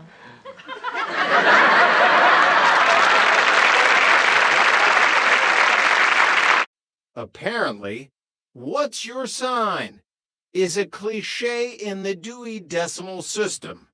She told me to go check myself out.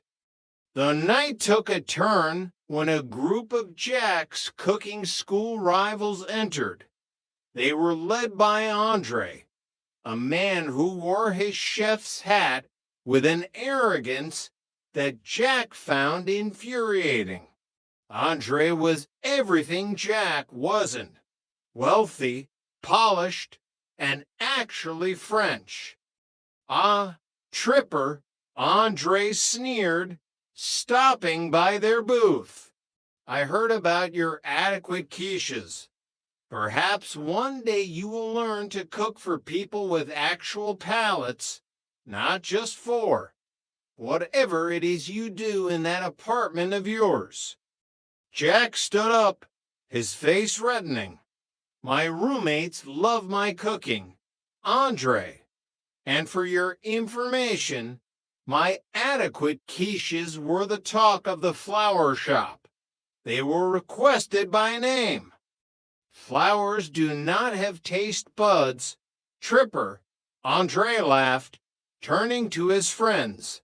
They probably enjoyed the fertilizer more than your crust. Joanna stepped in before Jack could do something he'd regret, like throwing a bowl of pretzels at Andre's head. Andre, why don't you go back to your copper pots? We're trying to have a civilized evening without your ego taking up all the air. Civilized. With Larry Dallas. Andre smirked and walked away, his laughter trailing behind him like a bad smell. The incident left Jack feeling defensive and small. He spent the rest of the night practicing his chef's stare in the bar mirror, while Chrissy tried to explain the plot of a soap opera to a bewildered bartender who just wanted to wash glasses in peace. Chapter 11, The Locked Out Lesson. The weekend brought a new disaster that would go down in apartment history. It began with a simple trip to the laundry room in the basement. Jack, laden with 3 baskets of bell-bottoms, polyester shirts, and Jeanette's delicates, managed to drop his keys down the elevator shaft while trying to balance a box of detergent. Joanna, Chrissy, Jack yelled, banging on the apartment door with his elbows. I'm locked out, and I'm wearing my laundry day outfit. This is an emergency. His laundry day outfit consisted of a pair of shorts that were 3 sizes too tight and a shirt that featured a very large, very orange sun with a smiley face that looked mocking in this context. There was no answer. Joanna was at a floral convention in Anaheim, learning about the latest in plastic stems, and Chrissy was visiting her parents in Fresno to escape the explorer. Jack was alone, locked out, and starting to attract the attention of the neighbors who were wondering why a giant orange sun was screaming in the hallway. He trudged downstairs to the Roper's apartment, his pride in tatters. Stanley opened the door, wearing a hairnet and holding a newspaper. What do you want, Tripper? And why are you dressed like a beach ball that's been through a blender? I dropped my keys, Mr. Roper, down the shaft. Can I borrow your spare? Just for 5 minutes? Stanley smirked, enjoying the moment far too much. The spare is in the basement, in the safe, and I forgot the combination 3 years ago. I think it's the year of the Great Depression, but I can't be sure. Stanley, Helen's voice called from the kitchen. Give the boy the key. It's in the kitchen drawer, right next to the coupons. Stanley groaned, but fetched the key. You kids are a menace. One day you're gonna lose your heads, and I'll have to pay the city a disposal fee for the mess. As Jack headed back up, he realized he had another problem, a much bigger one. The oven was on. He had been slow cooking a pot roast for a welcome home dinner for the girls. The roast! Jack panicked. He ran up the stairs, but the key wouldn't turn. Stanley had given him the key to the boiler room by mistake. Roper! Jack screamed, running back down the stairs. This is the wrong key. My meat is burning. By the time he got the right key and burst into apartment 201, the smell of burnt meat was pervasive and thick. The pot roast was a blackened, smoking lump of coal that looked more like a meteorite than a dinner. My dinner, Jack whispered, looking at the smoke-filled kitchen. My beautiful, slow-cooked failure. When Joanna and Chrissy returned later that evening, they found Jack sitting on the balcony, staring at the sunset with a haunted look in his eyes. What's that smell? Did a tire fire happen in here? Joanna asked, waving her hand in front of her nose. The smell of failure, Jack replied without turning around. And carbonized beef is my new signature scent. Chrissy walked over and hugged him, her kindness always shining through. Don't worry, Jack. We brought back some leftover sandwiches from Fresno. They have extra mayo and no burnt parts. Extra mayo, Jack smiled weakly. The secret ingredient to a happy home, and to forgetting I ever tried to cook a roast. Chapter 12, The Great Mix-Up. The following Tuesday began with a misdirected piece of mail that would change their social standing for exactly 4 hours. A lavish, gold-embossed invitation addressed to the occupant of 201 arrived, inviting them to a high society masquerade ball at the local country club. A masquerade, Chrissy squealed, holding the card as if it were made of solid gold. We can be anyone. I've always wanted to be a princess from a small European country with a lot of mountains. Or we could be realistic, Joanna said, taking the card and looking at the fine print. It says there's a $500 entry fee per person. We couldn't even afford the masks, let alone the tickets. But Jack, ever the optimist and the schemer, had a plan. One of his classmates at the Culinary Institute was the son of a club member. If I can get us in through the service entrance, I can work the kitchen while you high mingle. We'll get the fancy food and the atmosphere for free. It's a win-win. And what about the costumes? We can't go in our street clothes, John asked. Improvise, Jack cried. Johnny, you're a florist be a dryad, a spirit of the woods. Chrissy, you're a vision in blonde.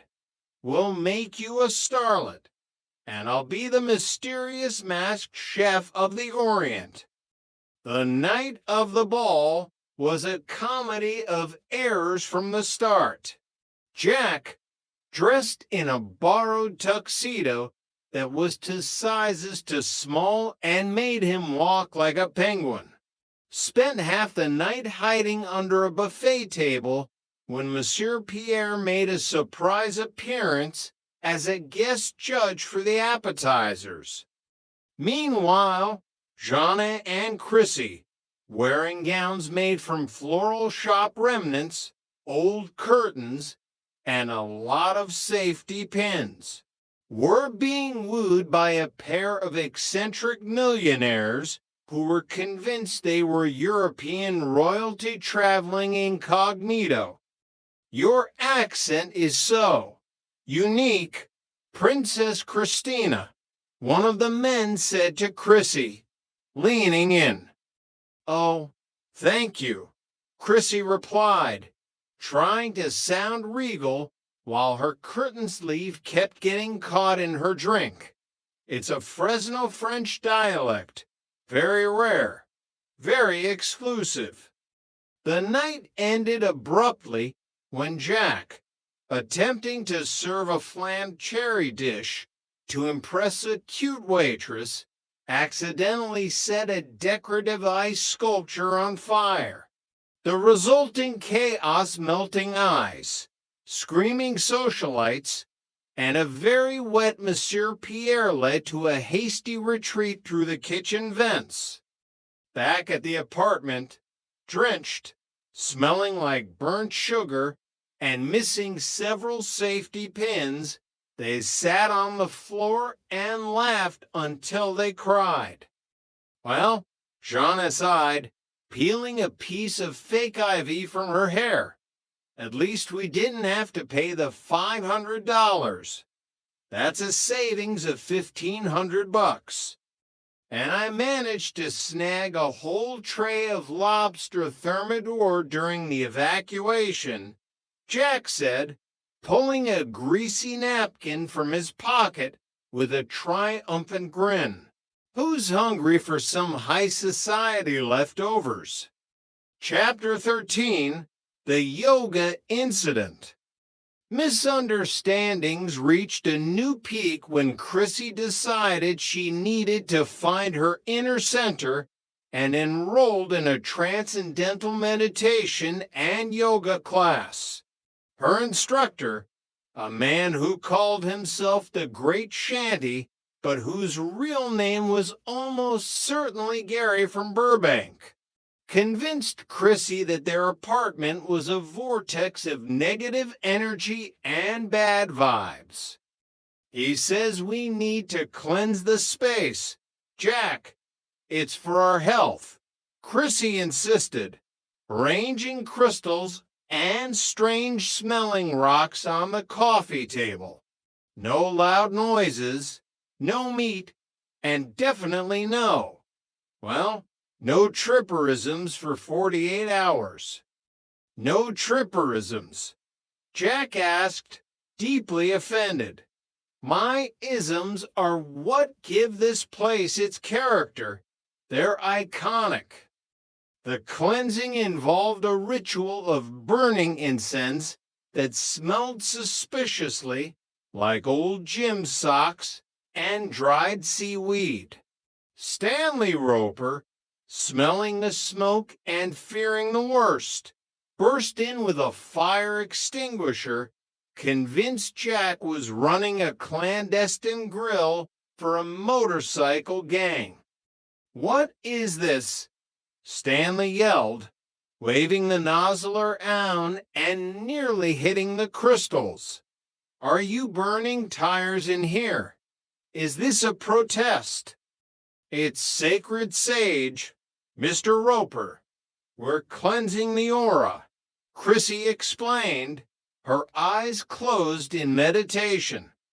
It's sacred stinking up my building and lowering the property value, Stanley retorted. If I smell one more leaf of that stuff, I'm calling the Board of Health and your parents.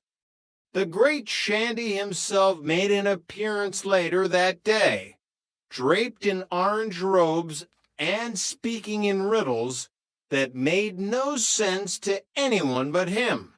Jack, feeling protective of his household and his right to eat a hamburger without being judged, decided to enlighten the guru in his own way. He invited Shanty to the kitchen, promising a pure, vibrational feast of the earth. What Shanty didn't know was that Jack had prepared a meat-free lasagna that was actually 80% spicy habanero peppers disguised as tomatoes. Shanty took one large, spiritual bite and achieved a state of instant nirvana, which mostly involved him sprinting to the bathroom, screaming in a very unspiritual way, and drinking 3 gallons of tap water. I think the negative energy is officially gone, Jack remarked as Shanty fled the building, robes flapping in the wind. Jack, that was mean. You ruined his chakra, Chrissy pouted. No, Chrissy, Joanna laughed, wiping tears from her eyes. That was a culinary exorcism. And look, the vibes are much clearer now, especially the vibe of Shanty never coming back. Chapter 14, The Flower Shop Follies. Jeanette's work life was usually her sanctuary, but even the world of daisies and roses had its thorns. Her boss, the aforementioned Mr. Compton, was a man of great passion for botany but very little common sense. Joanna, the orchids are depressed, Mr. Compton announced one morning, looking mournfully at a display of purple blooms. I can feel their sadness. They need a change of scenery. Move them to the window, but don't let the sun see them. They're shy. Joanna spent most of her day moving plants in and out of shadows, a task that felt like a botanical version of musical chairs. To make matters worse, the new delivery boy was a man named Speedy, who was anything but. I'll get these roses to the wedding in no time, Miss Wood, Speedy said, tripping over a bucket of carnations. By the time the roses arrived at the wedding, they had been through a car wash. Speedy took a wrong turn and a minor fender bender. The bride was not amused, and Joanna spent her evening on the phone, apologizing for the distressed, avant-garde look of the bouquet. When she got home, she found Jack trying to distress a piece of furniture for the living room. "What are you doing, Jack?" she asked, dropping her bags. "Redecorating. It's called shabby chic, Joanna. I saw it in a magazine." "It just looks like you hit our chair with a hammer," she noted. "Exactly. That's the chic part." Chapter 15, The Peeping Tom Panic. One humid Tuesday, a cloud of paranoia settled over the courtyard. It started when Stanley Roper, during one of his midnight weather checks, spotted a figure in a trench coat lurking near the bushes. "I'm telling you, Helen, we have a peeper," Stanley hissed, clutching his binoculars. He was looking right at apartment 201. Maybe he was looking for a way out of this conversation. Stanley, Helen yawned. But the rumor spread. Joanna and Chrissy became convinced that every shadow was a prowler. They insisted Jack stay in the living room as a guard dog, which Jack enjoyed until he realized he had to sleep on the floor. "I'm a chef, not a commando," Jack complained, huddled in a blanket. The peeper was eventually caught. It was just Larry Dallas, who had lost his contact lens while trying to impress a girl on the second floor. "Larry, you idiot!" Jack yelled as they found him crawling in the begonias.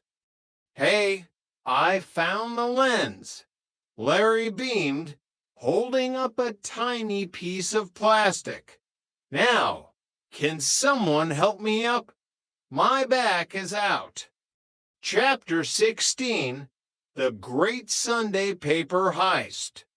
Sunday mornings were meant for the funnies, at least according to Stanley. But when his paper didn't arrive, he went on a rampage. "Someone stole my Andy cap," Stanley roared, banging on Jack's door. Jack, who had actually accidentally picked up Stanley's paper and then spilled an entire pot of coffee on it, was in a panic. He and the girls spent an hour trying to dry the paper in the oven, which only made it smell like burnt news. "Here you go, Mr. Roper," Jack said, handing over a crisp, slightly charred bundle. The delivery boy must have had a rough morning. Stanley looked at the paper. "Why is Andy cap black and white and crunchy? It's the new high fiber edition," Jack lied through his teeth. Stanley spent the rest of the day complaining that his news was well done, while Jack quietly swore to never touch another person's mail again. Chapter 17, The New Normal. As the months turned into years, the trio of apartment 201 settled into a rhythm that felt less like a temporary arrangement and more like a permanent state of being. They learned to navigate Stanley's moods, Helen's caftans, and the constant, buzzing thread of being found out by the world. They weren't just roommates anymore. They were a support system. When Joanna had a bad day at the shop, Jack made her favorite pasta. When Chrissy was confused by a memo, Joanna sat with her and explained it. And when Jack was overwhelmed by Monsieur Pierre, both girls were there to taste test his creations, even the ones that tasted like habanero lasagna. They were three people from different worlds, brought together by a fluke of fate, a used car salesman's debt, and a very strict landlord. But as they sat together on the couch, watching the flickering screen of their small television, they knew they had found something special. Santa Monica was full of freaks and weirdos, as Stanley liked to say. But in apartment 201, they had found the only thing that really mattered, a place to belong. Epilogue: the door is always open. The sun rose again over Santa Monica, starting a new day of drowsy window shadows and dust motes. Stanley Roper sat in his recliner.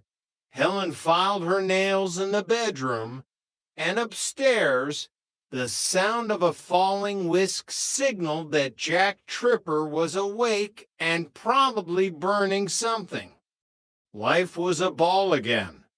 Laughter was calling. And down at their rendezvous, they knew that as long as they had their lovable space, they would always be Three's Company. Come and knock on our door. We've been waiting for you. The Santa Monica Trio, Chronicles of Apartment 201. Chapter 1, The New York Interloper. The morning sun over Santa Monica was never just a light source, it was a character. It filtered through the slats of the drowsy windows in Stanley Roper's ground floor apartment, illuminating the dust motes that danced over his floral patterned recliner. Stanley sat there, a man whose permanent expression suggested he had just bitten into a lemon, nursing a lukewarm cup of coffee. He was a man of simple, albeit grumpy, pleasures, and his morning ritual was sacred. In the bedroom, the heavy silence was punctuated by the rhythmic scratch of a nail file. Helen Roper, draped in a multicolored caftan that looked like a localized explosion in a textile factory, was grooming herself with the focus of a diamond cutter. Her life with Stanley was a long-running comedy of errors, one she survived through razor-sharp wit and a wardrobe that could be seen from space. "Be quiet, Helen," Stanley hissed, his voice like sandpaper on silk. "You're gonna wake Karen." Helen didn't miss a beat.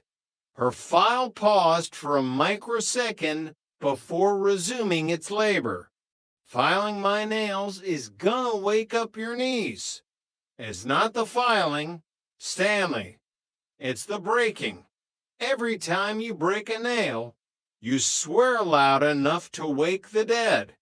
Oh, so that's what got you up. Stanley groaned. His niece, Karen, had arrived from New York 48 hours ago, and since then, Stanley had transformed into a self-appointed warden.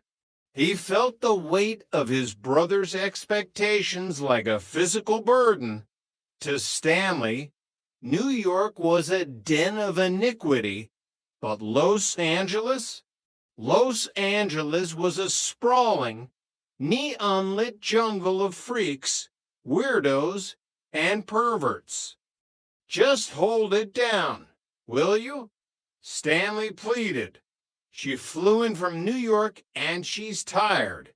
You've heard of jet lag, haven't you? Helen smirked, her eyes twinkling with a mischief that 20 years of marriage hadn't managed to extinguish. Heard of it? I married it. You've been in a permanent state of jet lag since 1957, Stanley. You're still trying to adjust to the invention of the hula hoop. The bickering continued, a familiar ritual that served as the soundtrack to their lives. Stanley defended his itinerary for Karen Disneyland, the museum, the pier, and his exhaustive, nightly recitations of his war stories. Helen, however, saw the truth. To a 20-something girl from the Big Apple, being trapped in a ground-floor apartment with a man who could talk for 3 hours about the logistics of a mess hall in 1944 was the definition of purgatory. She ought to be out having some fun with people her own age, Helen argued, her voice softening. She ought to be out dating. The word hit Stanley like a physical blow. Dating. In this city, it's crawling with perverts. Helen, I promised my brother I'd take care of her. She's a sweet, innocent girl from a good family. Oh, I wasn't talking about your friends, Stanley, Helen quipped. I'm talking about someone normal. Someone safe. It was then that Helen hatched the plan. A plan that involved the Andrews sisters upstairs in apartment 201. Joanna, the sensible florist, Chrissy, the blonde whirlwind, and Jack, the young man whose presence in the building was only permitted because Stanley believed him to be safe. To Stanley, Jack Tripper was the ultimate escort for Karen. He was a man who, in Stanley's eyes, would be as interested in Karen as he would be in a particularly attractive head of lettuce. He was safe as an armored truck. Chapter 2, The Birthday Gamble. Upstairs in apartment 201, the atmosphere was considerably more chaotic. The air smelled of burnt sugar and cheap cologne. Jack Tripper was currently engaged in a delicate operation involving a cake and a spatula. Joanna Wood, the brunette soul of the apartment, was in the kitchen, blissfully unaware of the minor disaster unfolding in the living room. Chrissy Snow, her blonde hair tied back in a messy ponytail, watched Jack with wide-eyed apprehension. Jack, why does the cake say Jimmy? Jack sighed, scraping at the frosting with the intensity of a surgeon. Because Jimmy didn't pick up his order, Chrissy, I got it at half price at the bakery. If I can just scrape off the "my," it reads Happy Birthday Jay, which is informal, very chic, very minimalist. but her name is Joanna, Chrissy pointed out her logic as impeccable as it was inconvenient. Details, Chrissy, details. Jack waved the spatula dismissively. Joanna starts with a J. J starts with a J. It's a linguistic victory for our bank account. The roommates were broke a chronic condition that defined their existence. Jeanette's birthday was a looming financial crisis. Jack had hawked Jeanette's grandmother's cameo months ago to pay the rent, a secret that gnawed at him every time he saw her jewelry box. He was determined to make this birthday special, even if it meant serving a repurposed Jimmy cake. The door creaked open, and Stanley Roper stepped in, his presence immediately lowering the room's energy like a cold front. He looked at Jack with a mixture of pity and calculated intent. "Jack, could I see you for a minute?" Stanley asked, ignoring the girls. Jack, always wary of the landlord, wiped his hands on his apron. "Sure, Mr. Roper." "What's up?" "Sink leaking, pipes banging. My rent is coming, I promise." Stanley's pitch was simple. Take Karen out. Show her the town. Keep her away from the weirdos. To Jack, the idea was a non-starter. It was Jeanette's birthday. He had a J cake to finish and a dinner to cook. "I can't, Mr. Roper. It's Jeanette's birthday. We have a whole dinner planned. Candles, music, the works." But Stanley was desperate. He pulled out a crumpled $50 bill of fortune in the economy of apartment 201. $50, Jack. And you can use my car.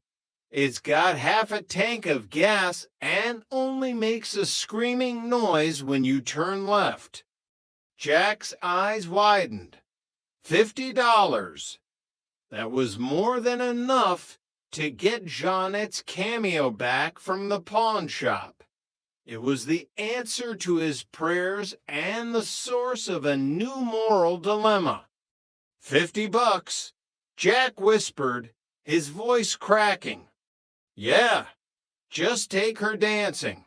The way you kids dance nowadays, you don't even have to touch her. It's very hygienic."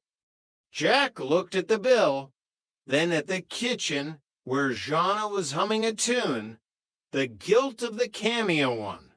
"Okay, Mr. Roper, I'll do it, but I have to be back for the party." When Karen walked in, Jack's expectations shaped by Stanley's own face were shattered. Karen wasn't a female Stanley. She was stunning.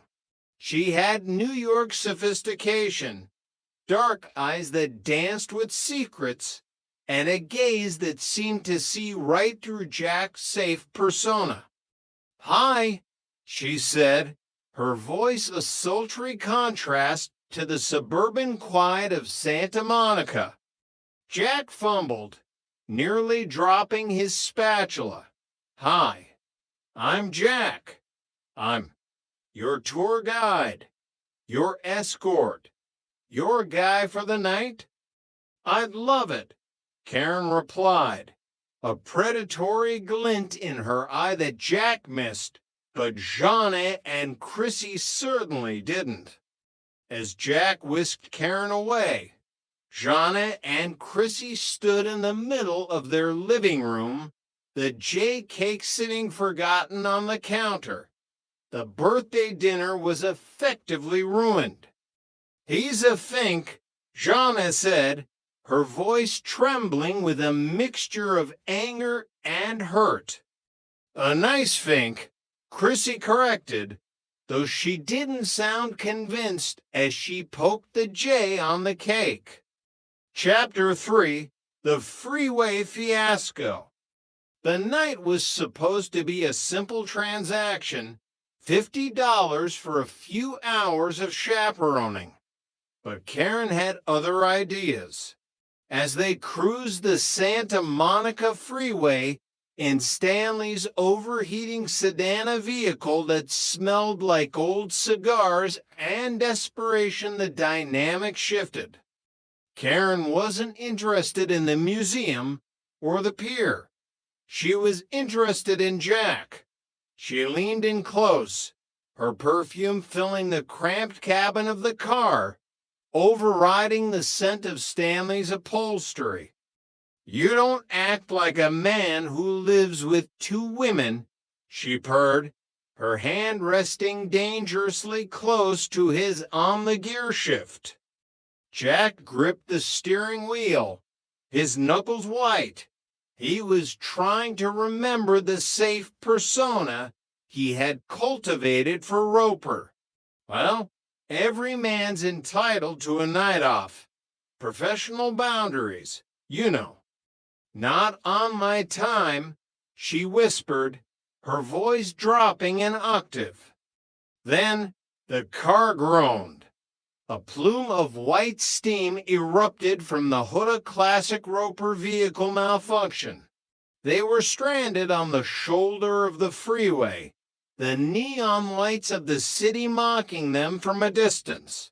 The radiator had finally given up the ghost.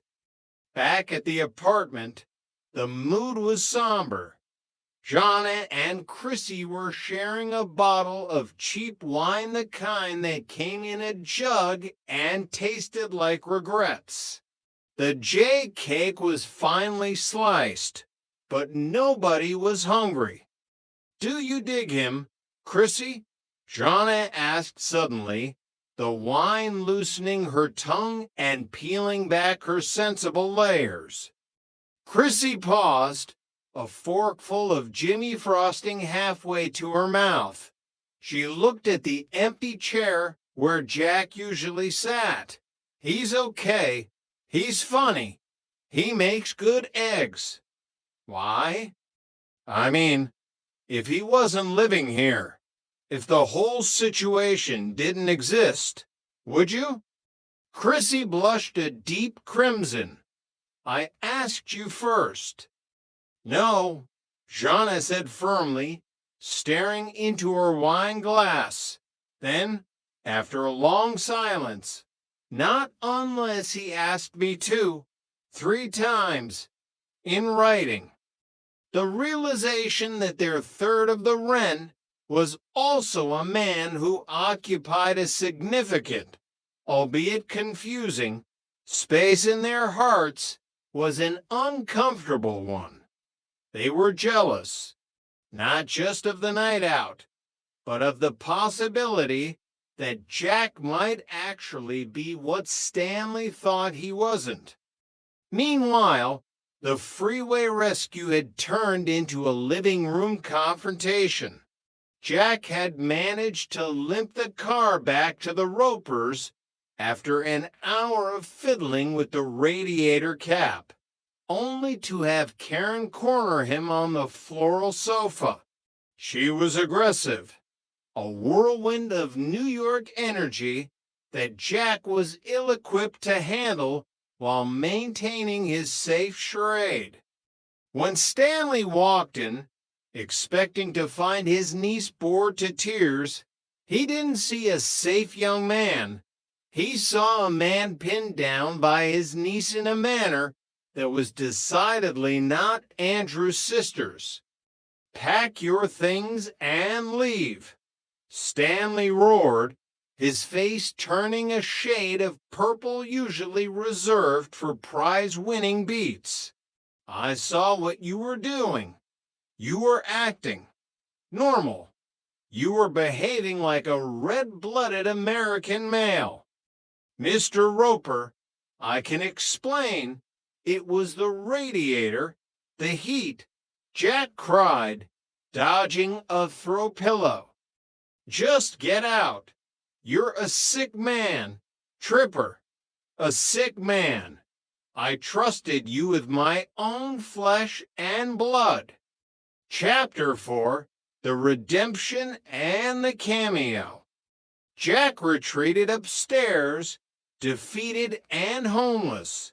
He had lost his roof, his roommate's trust, and his dignity in one fell swoop. He found Joanna and Chrissy in the living room, their expressions cold enough to preserve meat. The silent treatment. Jack sighed, dropping into a chair. Look, I just came up to pack my bags. Roper kicked me out. I'm a man without a country, or an apartment. The anger in Jeanette's eyes vanished, replaced by a sudden, sharp concern that she tried to hide. Kicked you out. Why? What did you do to that girl? Because his car overheated, and his niece. Well, let's just say she's very friendly. Roper saw us on the sofa and thought I'd converted. He thinks I've been faking the whole time. Just then, a knock at the door revealed a sheepish Stanley Roper. He looked at Jack, then at the floor, then at the ceiling. He looked everywhere but at the three roommates. I came to apologize, Stanley muttered, his pride clearly taking a beating. Karen told me. Well, she said she practically attacked you and you showed no interest at all. She said you were as exciting as a wet paper bag. She feels like she's over the hill.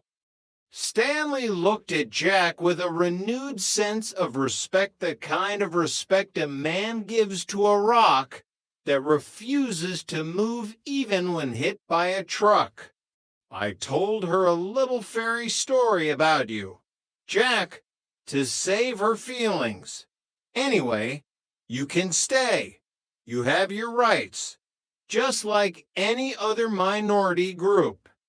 As Stanley left, the air in the apartment cleared, the tension evaporating like the steam from his car. Jack reached into his pocket and pulled out a small, velvet-lined box. He handed it to Joanna. She opened it, and her breath hitched. It was the cameo, her grandmother's cameo. You bought it back, she whispered, her eyes filling with tears. Well, Jack smiled, the $50 finally serving its true purpose. I couldn't waste Roper's money on Karen, could I?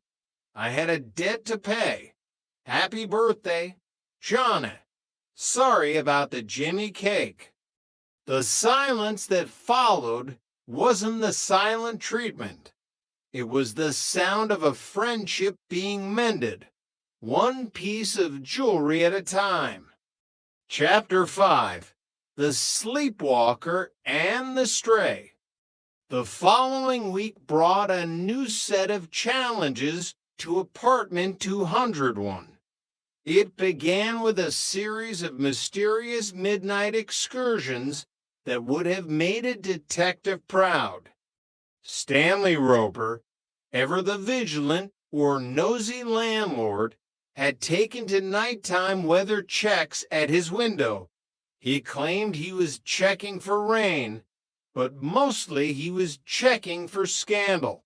One such check revealed a ghostly figure in a white nightgown wandering through the courtyard at 3:00 a.m., looking for all the world like a lost spirit.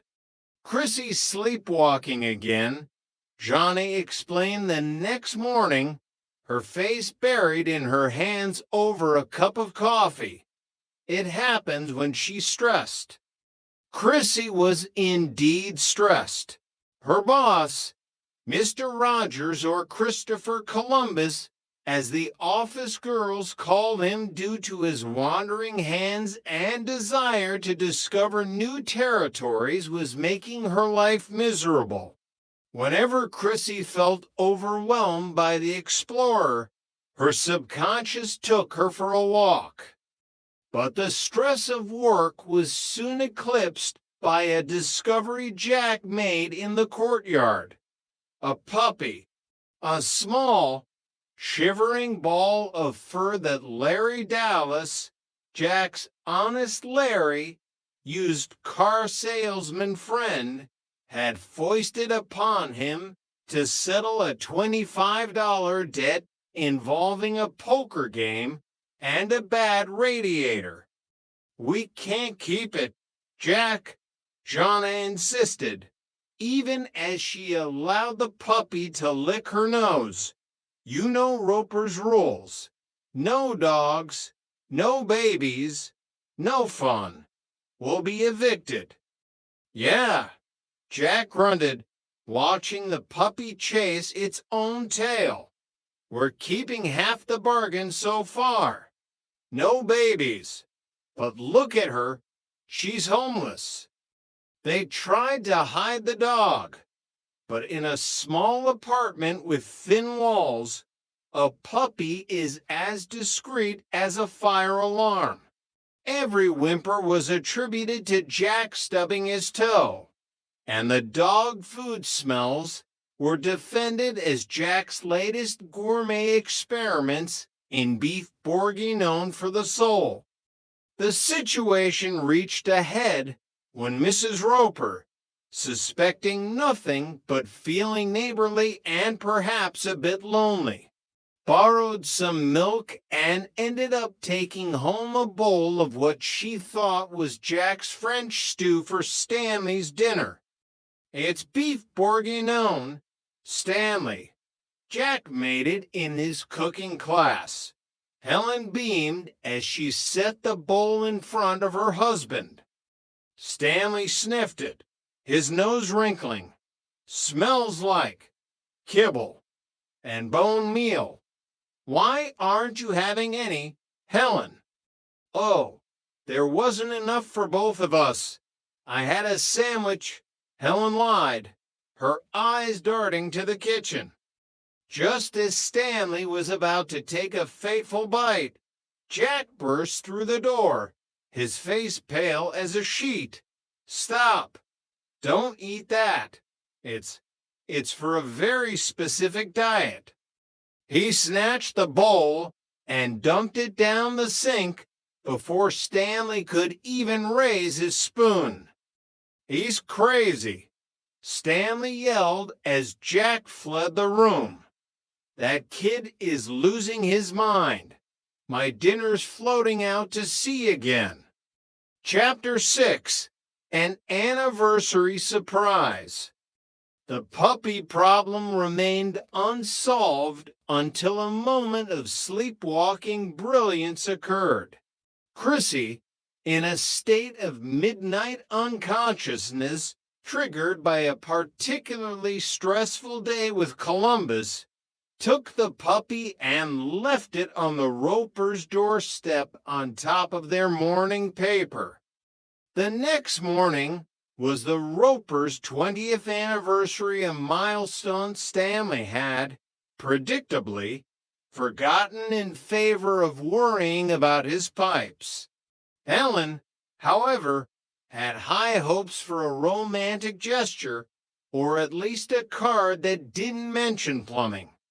When she opened the door to find a puppy staring up at her with big, brown eyes, she was overjoyed. "Oh, Stanley, it's darling.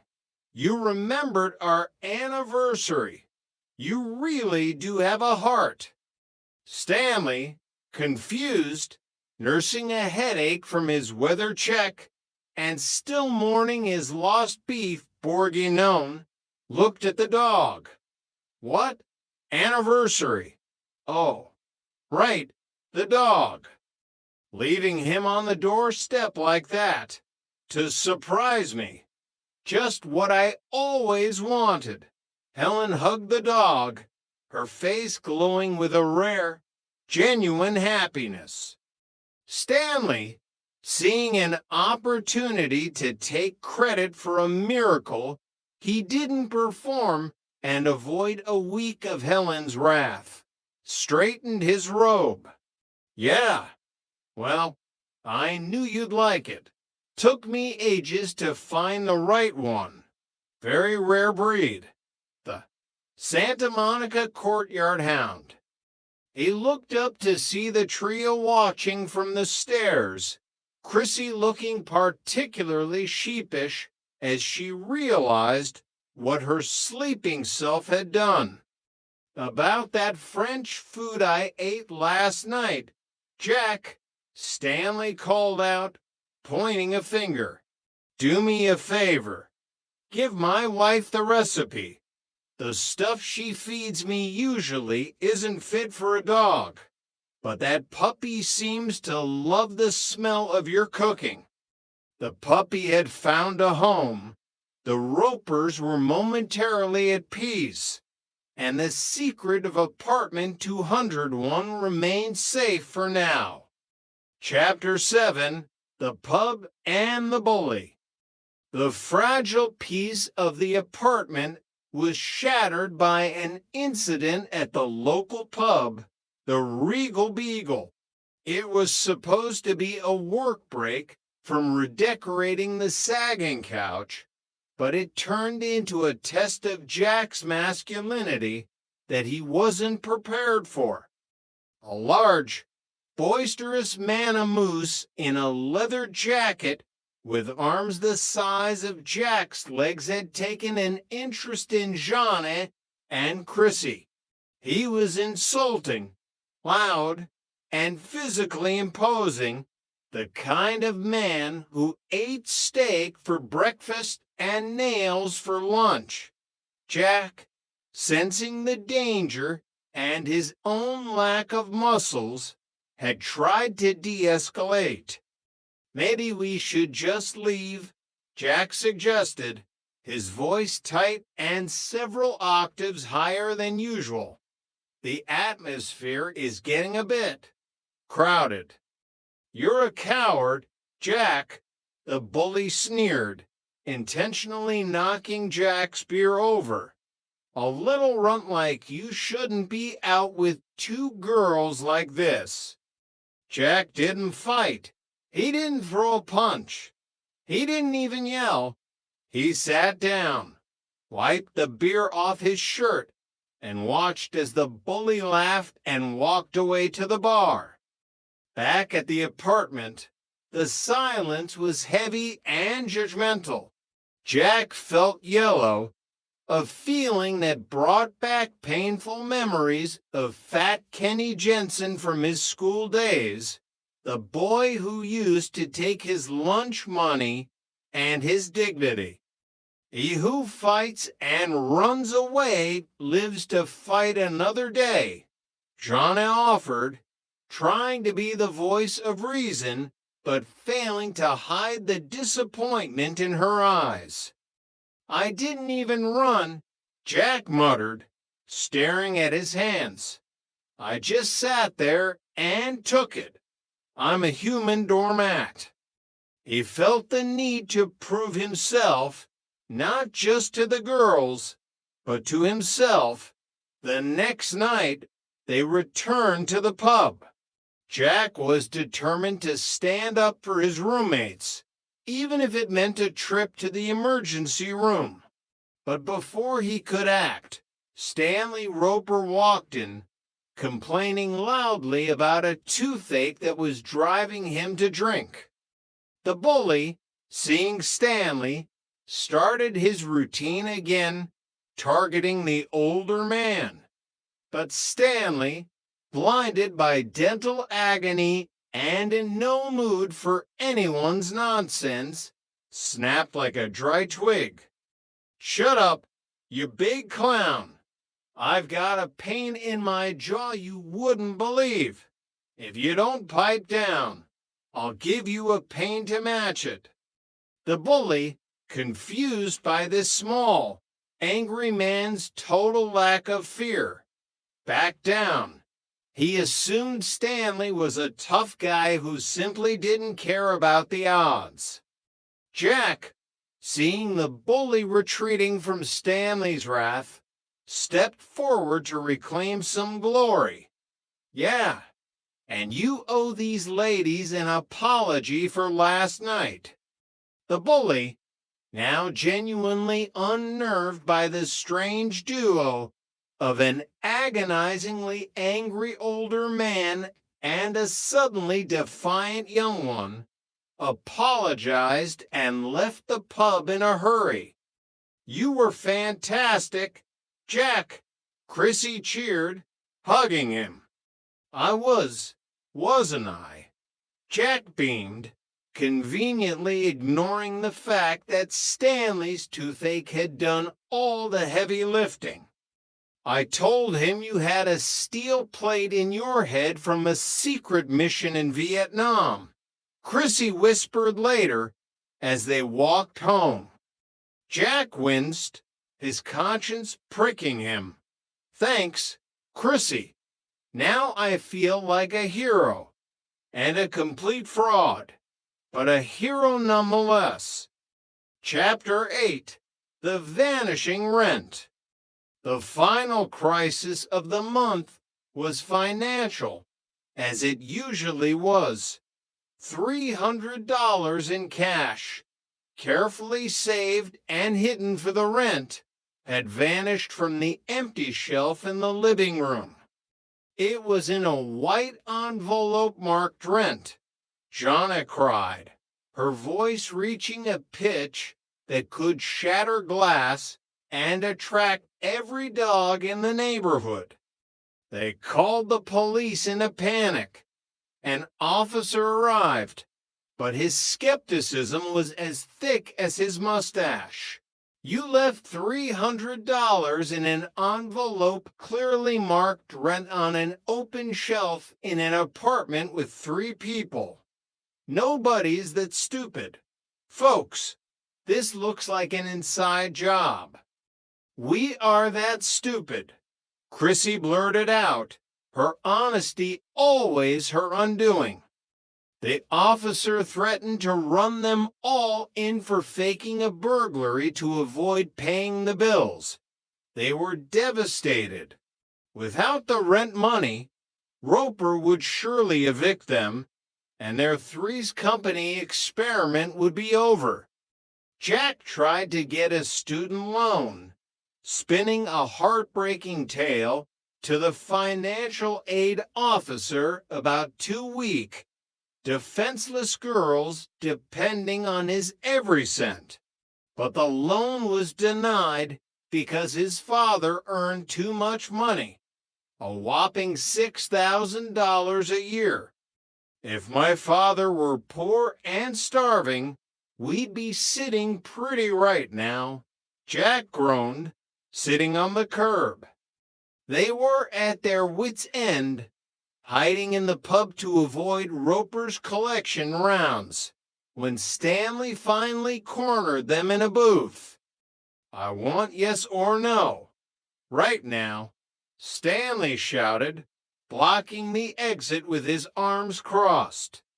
Mr. Roper, we can explain about the theft. We have a police report, Joanna pleaded. What theft? What are you talking about? I'm inviting you to dinner.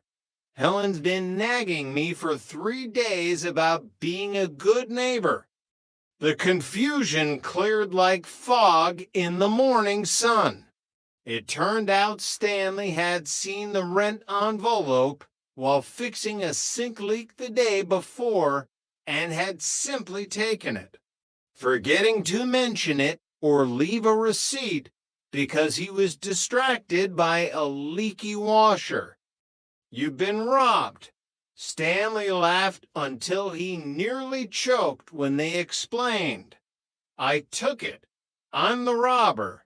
See, here's the receipt I forgot to give you. The $300 was safe. The apartment was safe. And as they walked to dinner, the trio realized that in the world of apartment 201, the only thing more certain than a misunderstanding was the fact that they would always find a way to survive it together. Chapter 9, The Culinary Conundrum. Life in apartment 201 rarely stayed quiet for long. A week after the rent fiasco, Jack Tripper was facing a different kind of crisis. A culinary midlife crisis. At 20-something, he was the self-appointed chef of the household, but his classes at the local community college were getting tougher by the day. Soulful, Jack whispered, staring at a bowl of eggs as if they were live grenades ready to blow. It's all about the air, Chrissy. If you don't fold it in gently, it collapses. Like my social life. Like my hopes and dreams. Chrissy, who is currently trying to figure out why her stapler wouldn't work at her new secretarial job, she didn't realize it was out of staples, looked up. I thought you said it was about the heat. Jack, you said heat was the key to everything. It's both. It's a delicate dance of thermodynamics and grace. It's art, Chrissy. Jack gestured wildly with a whisk, narrowly missing Joanna as she walked in. Joanna was carrying a large, wilting fern from the flower shop. Speaking of grace, the shop is a disaster. Mr. Compton is convinced that talking to the plants helps them grow. So I spent for hours today reciting poetry to a begonia that looks like it wants to commit suicide. Did it work? Did the begonia feel better? Chrissy asked, genuinely curious. The begonia died during the second stanza, genocide. I think it was the Keats. Too heavy for a Tuesday morning. Plants prefer light limericks. Jack ignored them, focused on his soulful. He had a big exam coming up, and he needed a flawless dish to impress his instructor, the formidable Monsieur Pierre. Monsieur Pierre was a man who believed that a pinch of salt too many was a hanging offense and that black pepper was the work of the devil. To add to the pressure, Stanley Roper had decided that the apartment's plumbing needed adjusting. This usually meant Stanley banging on pipes in the basement until the hot water turned into a trickle of icy slush and the gas stove started to hiss like a snake. Mr. Roper, Jack yelled down the hallway as the stove flickered ominously. I'm in the middle of a delicate folding process. I need consistent heat. Pipe down, Tripper. Stanley's voice echoed from the depths. I'm trying to save you on the gas bill. You kids use enough energy to power a small city in the Midwest. Just as Jack was about to put the soulful in the oven, Larry Dallas burst through the door without knocking. Larry was the epitome of 1970s leisure suit-style wide lapels, enough chest hair to weave a rug, and a smile that suggested he had a bridge to sell you at a very reasonable price. Jacko, my man, my brother from another mother. Larry beamed, ignoring the palpable tension in the room. I've got it. The ultimate scheme. We buy a food truck. We sell Tripper's tacos. We make a fortune by Friday. Larry, I'm making a soulful. My future depends on this egg. Jack hissed. Tacos are easier, Jack. People don't care if a taco collapses. In fact, they expect it. It adds to the experience. The distraction was fatal. Jack turned back to his oven, but in the chaos of Larry's arrival, he had forgotten to preheat it properly. The soulful, sensing the lack of commitment and the inconsistent temperature, refused to rise. It sat in the dish, a sad, yellow puddle of wasted potential. Jack slumped into a chair, the whisk falling from his hand. I'm a failure. Pierre is going to make me wash dishes for the rest of the semester. I'll be the oldest busboy in California. Joanna, ever the pragmatist, walked over and patted his shoulder. Jack, it's just one egg dish. It doesn't define you. Besides, we have the leftovers from the flower shop's grand opening party.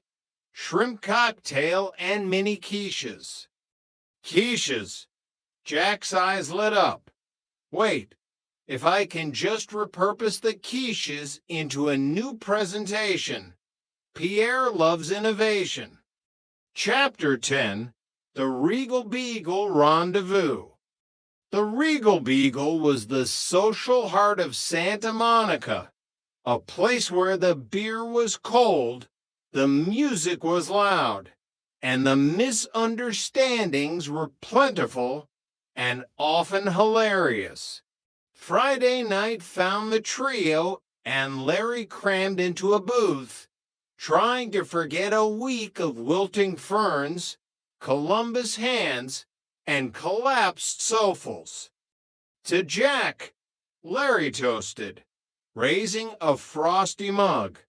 The man who turned day-old quiches into a passing grade through sheer charisma and French-sounding lies.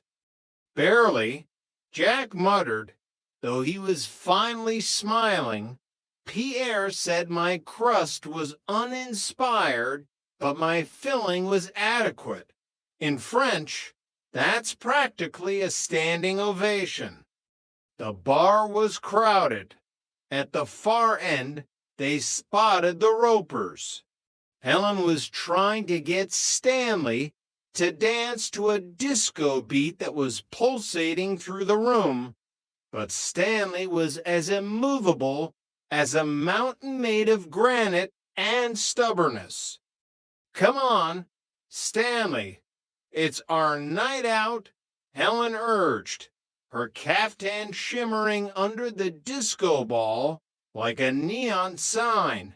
It's a hustle. You used to be great at the foxtrot back in the day. The foxtrot was for men, Helen, Stanley grumbled, sipping his beer. This is for people who have too much time on their hands and too much hair on their heads. He glanced pointedly at a group of young men with impressive afros. Back at the booth, Larry was eyeing a blonde at the bar with the intensity of a predator. Watch this. Guys, the Dallas charm is about to go into high gear. I call this the velvet touch. Larry straightened his collar and strolled over. Within 30 seconds, he was back, looking slightly singed and very rejected. What happened? Did the velvet touch fail? Chrissy asked, giggling. She's a librarian, Larry sighed, sliding back into the booth. Apparently, what's your sign is a cliché in the Dewey Decimal System. She told me to go check myself out. The night took a turn when a group of Jack's cooking school rivals entered. They were led by Audra, a man who wore his chef's hat with an arrogance that Jack found infuriating. Andre was everything Jack wasn't: wealthy, polished, and actually French. "Ah, Tripper," Andre sneered, stopping by their booth. "I heard about your adequate quiches. Perhaps one day you will learn to cook for people with actual palates, not just for whatever it is you do in that apartment of yours." Jack stood up, his face reddening. "My roommates love my cooking, Andre. And for your information, my adequate quiches were the talk of the flower shop. They were requested by name. Flowers do not have taste buds, Tripper," Andre laughed, turning to his friends. "They probably enjoyed the fertilizer more than your crust." Joanna stepped in before Jack could do something he'd regret, like throwing a bowl of pretzels at Andre's head. "Andre, why don't you go back to your copper pots? We're trying to have a civilized evening without your ego taking up all the air." "Civilized? With Larry Dallas?" Andre smirked and walked away, his laughter trailing behind him like a bad smell. The incident left Jack feeling defensive and small. He spent the rest of the night practicing his chef's stare in the bar mirror, while Chrissy tried to explain the plot of a soap opera to a bewildered bartender who just wanted to wash glasses in peace. Chapter 11, The Locked-Out Lesson. The weekend brought a new disaster that would go down in apartment history. It began with a simple trip to the laundry room in the basement. Jack, laden with 3 baskets of bell-bottoms, polyester shirts, and Jeanette's delicates, managed to drop his keys down the elevator shaft while trying to balance a box of detergent.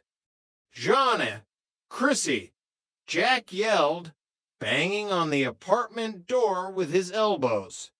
"I'm locked out, and I'm wearing my laundry day outfit. This is an emergency." His laundry day outfit consisted of a pair of shorts that were 3 sizes too tight and a shirt that featured a very large, very orange sun with a smiley face that looked mocking in this context. There was no answer. Joanna was at a floral convention in Anaheim, learning about the latest in plastic stems, and Chrissy was visiting her parents in Fresno to escape the explorer. Jack was alone, locked out, and starting to attract the attention of the neighbors who were wondering why a giant orange sun was screaming in the hallway. He trudged downstairs to the Roper's apartment, his pride in tatters. Stanley opened the door, wearing a hairnet and holding a newspaper. "What do you want, Tripper? And why are you dressed like a beach ball that's been through a blender?" "I dropped my keys, Mr. Roper, down the shaft. Can I borrow your spare? Just for 5 minutes?" Stanley smirked, enjoying the moment far too much. "The spare is in the basement, in the safe. And I forgot the combination 3 years ago. I think it's the year of the Great Depression, but I can't be sure." "Stanley," Helen's voice called from the kitchen, "give the boy the key.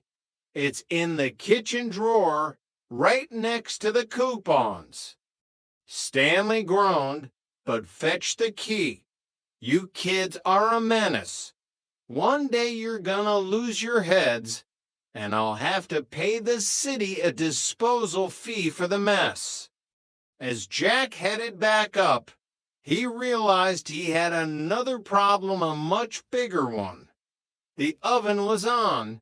He had been slow cooking a pot roast for a welcome home dinner for the girls. The roast! Jack panicked. He ran up the stairs, but the key wouldn't turn. Stanley had given him the key to the boiler room by mistake. "Roper!" Jack screamed, running back down the stairs. "This is the wrong key. My meat is burning." By the time he got the right key and burst into apartment 201, the smell of burnt meat was pervasive and thick. The pot roast was a blackened, smoking lump of coal that looked more like a meteorite than a dinner. "My dinner," Jack whispered, looking at the smoke-filled kitchen. "My beautiful, slow-cooked failure." When Joanna and Chrissy returned later that evening, they found Jack sitting on the balcony, staring at the sunset with a haunted look in his eyes. "What's that smell? Did a tire fire happen in here?" Joanna asked, waving her hand in front of her nose. "The smell of failure," Jack replied without turning around. "And carbonized beef is my new signature scent." Chrissy walked over and hugged him, her kindness always shining through. "Don't worry, Jack. We brought back some leftover sandwiches from Fresno. They have extra mayo and no burnt parts." Extra mayo, Jack smiled weakly, the secret ingredient to a happy home, and to forgetting I ever tried to cook a roast. Chapter 12, The Great Mix-Up. The following Tuesday began with a misdirected piece of mail that would change their social standing for exactly 4 hours. A lavish, gold-embossed invitation addressed to the occupant of 201 arrived, inviting them to a high society masquerade ball at the local country club. A masquerade. Chrissy squealed, holding the card as if it were made of solid gold. "We can be anyone. I've always wanted to be a princess from a small European country with a lot of mountains." "Or we could be realistic," Joanna said, taking the card and looking at the fine print. "It says there's a $500 entry fee per person. We couldn't even afford the masks, let alone the tickets." But Jack, ever the optimist and the schemer, had a plan. One of his classmates at the Culinary Institute was the son of a club member. "If I can get us in through the service entrance, I can work the kitchen while you mingle. We'll get the fancy food and the atmosphere for free. It's a win-win." "And what about the costumes? We can't go in our street clothes," Joanna asked. "Improvise," Jack cried. "Johnny, you're a florist be a dryad, a spirit of the woods. Chrissy, you're a vision in blonde. We'll make you a starlet, and I'll be the mysterious masked chef of the Orient." The night of the ball was a comedy of errors from the start. Jack, dressed in a borrowed tuxedo that was to sizes too small and made him walk like a penguin, spent half the night hiding under a buffet table when Monsieur Pierre made a surprise appearance as a guest judge for the appetizers. Meanwhile, Joanna and Chrissy, wearing gowns made from floral shop remnants, old curtains, and a lot of safety pins, were being wooed by a pair of eccentric millionaires who were convinced they were European royalty traveling incognito. Your accent is so unique, Princess Christina, one of the men said to Chrissy, leaning in. Oh, thank you, Chrissy replied, trying to sound regal while her curtain sleeve kept getting caught in her drink.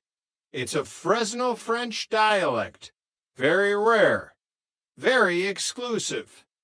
The night ended abruptly when Jack, attempting to serve a flammed cherry dish to impress a cute waitress, accidentally set a decorative ice sculpture on fire. The resulting chaos, melting ice, screaming socialites, and a very wet Monsieur Pierre led to a hasty retreat through the kitchen vents. Back at the apartment, drenched, smelling like burnt sugar, and missing several safety pins, they sat on the floor and laughed until they cried. Well, Joanna sighed, peeling a piece of fake ivy from her hair. At least we didn't have to pay the $500.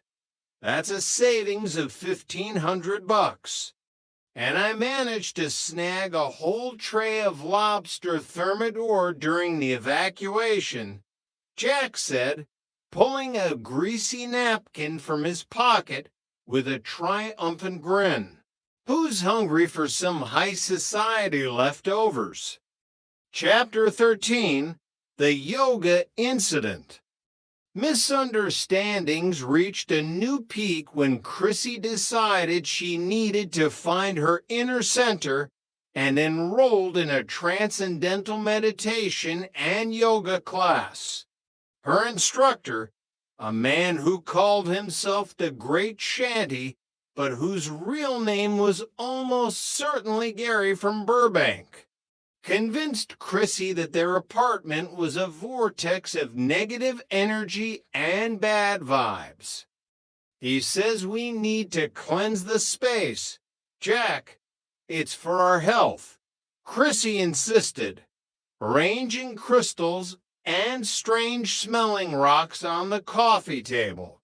No loud noises, no meat, and definitely no tripperisms for 48 hours. No tripperisms, Jack asked, deeply offended. My isms are what give this place its character. They're iconic. The cleansing involved a ritual of burning incense that smelled suspiciously like old Jim's socks and dried seaweed. Stanley Roper, smelling the smoke and fearing the worst, burst in with a fire extinguisher, convinced Jack was running a clandestine grill for a motorcycle gang. What is this? Stanley yelled, waving the nozzler down and nearly hitting the crystals. Are you burning tires in here? Is this a protest? It's sacred sage, Mr. Roper. We're cleansing the aura, Chrissy explained, her eyes closed in meditation.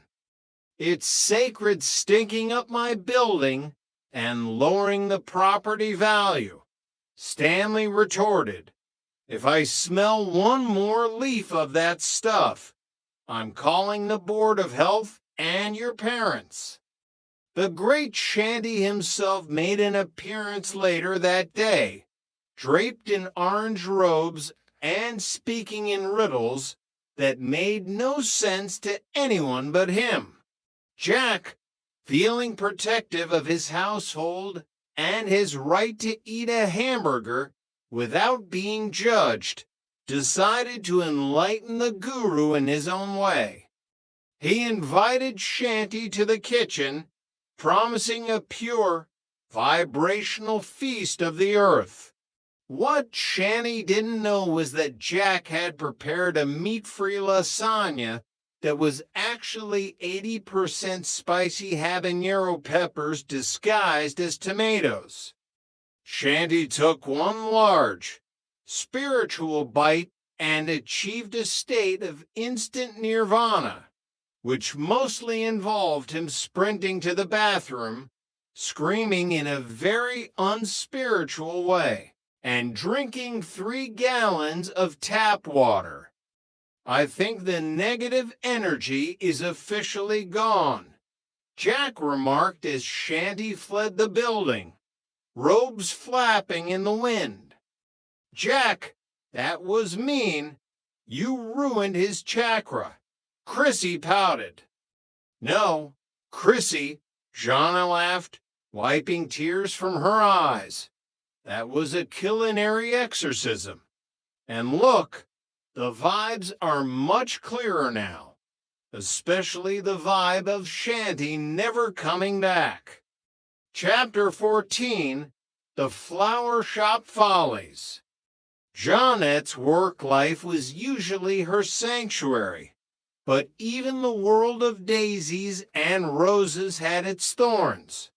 Her boss, the aforementioned Mr. Compton, was a man of great passion for botany, but very little common sense. Joanna, the orchids are depressed, Mr. Compton announced one morning, looking mournfully at a display of purple blooms. I can feel their sadness. They need a change of scenery. Move them to the window, but don't let the sun see them. They're shy. Joanna spent most of her day moving plants in and out of shadows, a task that felt like a botanical version of musical chairs. To make matters worse, the new delivery boy was a man named Speedy, who was anything but. I'll get these roses to the wedding in no time, Miss Wood, Speedy said, tripping over a bucket of carnations. By the time the roses arrived at the wedding, they had been through a car wash. Speedy took a wrong turn and a minor fender bender. The bride was not amused, and Joanna spent her evening on the phone, apologizing for the distressed, avant-garde look of the bouquet. When she got home, she found Jack trying to distress a piece of furniture for the living room. "What are you doing, Jack?" she asked, dropping her bags. "Redecorating. It's called shabby chic, Joanna. I saw it in a magazine. It just looks like you hit our chair with a hammer," she noted. "Exactly. That's the chic part." Chapter 15, The Peeping Tom Panic. One humid Tuesday, a cloud of paranoia settled over the courtyard. It started when Stanley Roper, during one of his midnight weather checks, spotted a figure in a trench coat lurking near the bushes. "I'm telling you, Helen, we have a peeper," Stanley hissed, clutching his binoculars. He was looking right at apartment 201. Maybe he was looking for a way out of this conversation. Stanley, Helen yawned. But the rumor spread. Joanna and Chrissy became convinced that every shadow was a prowler. They insisted Jack stay in the living room as a guard dog, which Jack enjoyed until he realized he had to sleep on the floor. "I'm a chef, not a commando," Jack complained, huddled in a blanket. The peeper was eventually caught. It was just Larry Dallas, who had lost his contact lens while trying to impress a girl on the second floor. "Larry, you idiot!" Jack yelled as they found him crawling in the begonias. "Hey, I found the lens," Larry beamed, holding up a tiny piece of plastic. "Now, can someone help me up? My back is out." Chapter 16, The Great Sunday Paper Heist. Sunday mornings were meant for the funnies, at least according to Stanley. But when his paper didn't arrive, he went on a rampage. "Someone stole my Andy cap," Stanley roared, banging on Jack's door. Jack, who had actually accidentally picked up Stanley's paper and then spilled an entire pot of coffee on it, was in a panic. He and the girls spent an hour trying to dry the paper in the oven, which only made it smell like burnt news. "Here you go, Mr. Roper," Jack said, handing over a bundle. The delivery boy must have had a rough morning. Stanley looked at the paper. "Why is Andy cap black and white and crunchy?" "It's the new high-fiber edition," Jack lied through his teeth. Stanley spent the rest of the day complaining that his news was well done, while Jack quietly swore to never touch another person's mail again. Chapter 18, The Reverend's Shadow. The arrival of a telegram, which was already archaic by the late 70s, but favored by Chrissy's father for its biblical gravity, threw apartment 201 into a state of absolute panic. Reverend Snow was coming to visit his daughter. "He can't see Jack," Chrissy wailed, running in circles and rearranging the throw pillows for the 10th time. "My father thinks I live with 2 girls. If he sees a man living here, he'll have me moved back to Fresno before dinner. He's a minister, Chrissy, not a Grand Inquisitor." Joanna tried to soothe her, though she was busy hiding Jack's oversized sneakers in the broom closet. "In Fresno, there's no difference," Chrissy replied. The plan was simple. Jack had to disappear. But Jack, being Jack, had a different idea. He would pretend to be the building's new handyman. He donned a stained jumpsuit and a baseball cap pulled low over his eyes. When Reverend Snow arrived, a tall, imposing man with a voice like rolling thunder, he was immediately suspicious. "And who is this industrious young man?" "Oh, that's just the plumber, Daddy," Chrissy chirped, her voice to octaves too high. "He's fixing the pipes because of the vortex." Jack, attempting a gruff handyman voice, grunted something about a clogged manifold and tried to shuffle out the door. But the Reverend was a man of the people. He insisted on helping Jack.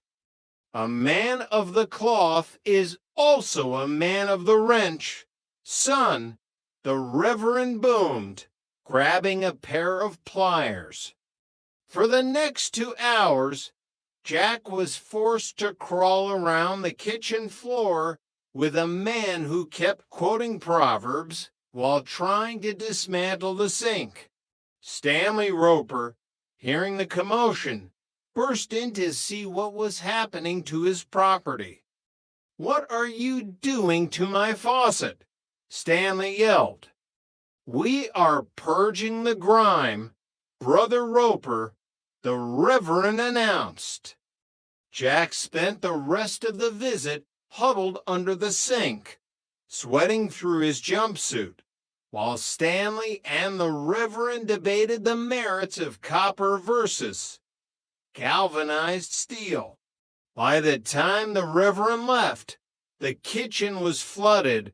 Jack had a bruise on his forehead, and Chrissy was so nervous she started sleepwalking in the middle of the afternoon. I think I'd rather face Monsieur Pierre's wrath than your father's pliers again, Jack groaned, wringing out his socks. Chapter 19, The Gourmet Audition. A golden opportunity arrived for Jack in the form of a flyer. The Silver Platter is looking for a new head chef. It was one of the most prestigious restaurants in Santa Monica, a place where the waiters wore white gloves and the prices required a second mortgage. This is it, girls. Jack beamed, holding the flyer aloft. If I get this job, we can finally stop buying Jimmy cakes and start buying, well, actual cakes. The girls were ecstatic, but the audition required Jack to prepare a signature dish for the owner, a man known only as the Major. The Major was a retired military man who expected his kitchen to run like a platoon. He wants discipline, he wants precision, he wants a ducky Lagrange that could win a war. Jack practiced his presentation in the living room using a folded towel as a duck. Joanna and Chrissy acted as the judges. More authority. Jack, Joanna commanded. The Major doesn't want a chef, he wants a culinary general. On the day of the audition, Jack arrived at the restaurant, his knives sharpened and his taquet perched perfectly on his head. He was doing brilliantly. His sauce was reduction perfection until Monsieur Pierre walked in. It turned out Pierre was the Major's consultant. Tripper, Pierre sneered. I see you are still trying to play with the big boys. The pressure was on. Jack began to plateau the duck, but in his nervousness, he accidentally swapped the orange glaze with a bowl of Larry Dallas's secret hot sauce that Larry had left in Jack's bag as a prank. The Major took one bite, and his face turned the color of a ripe tomato. His eyes bulged, and he stood up, gasping for air. This duck, the Major wheezed, it's bold, it's aggressive, it's the kind of dish that builds character. To Jack's and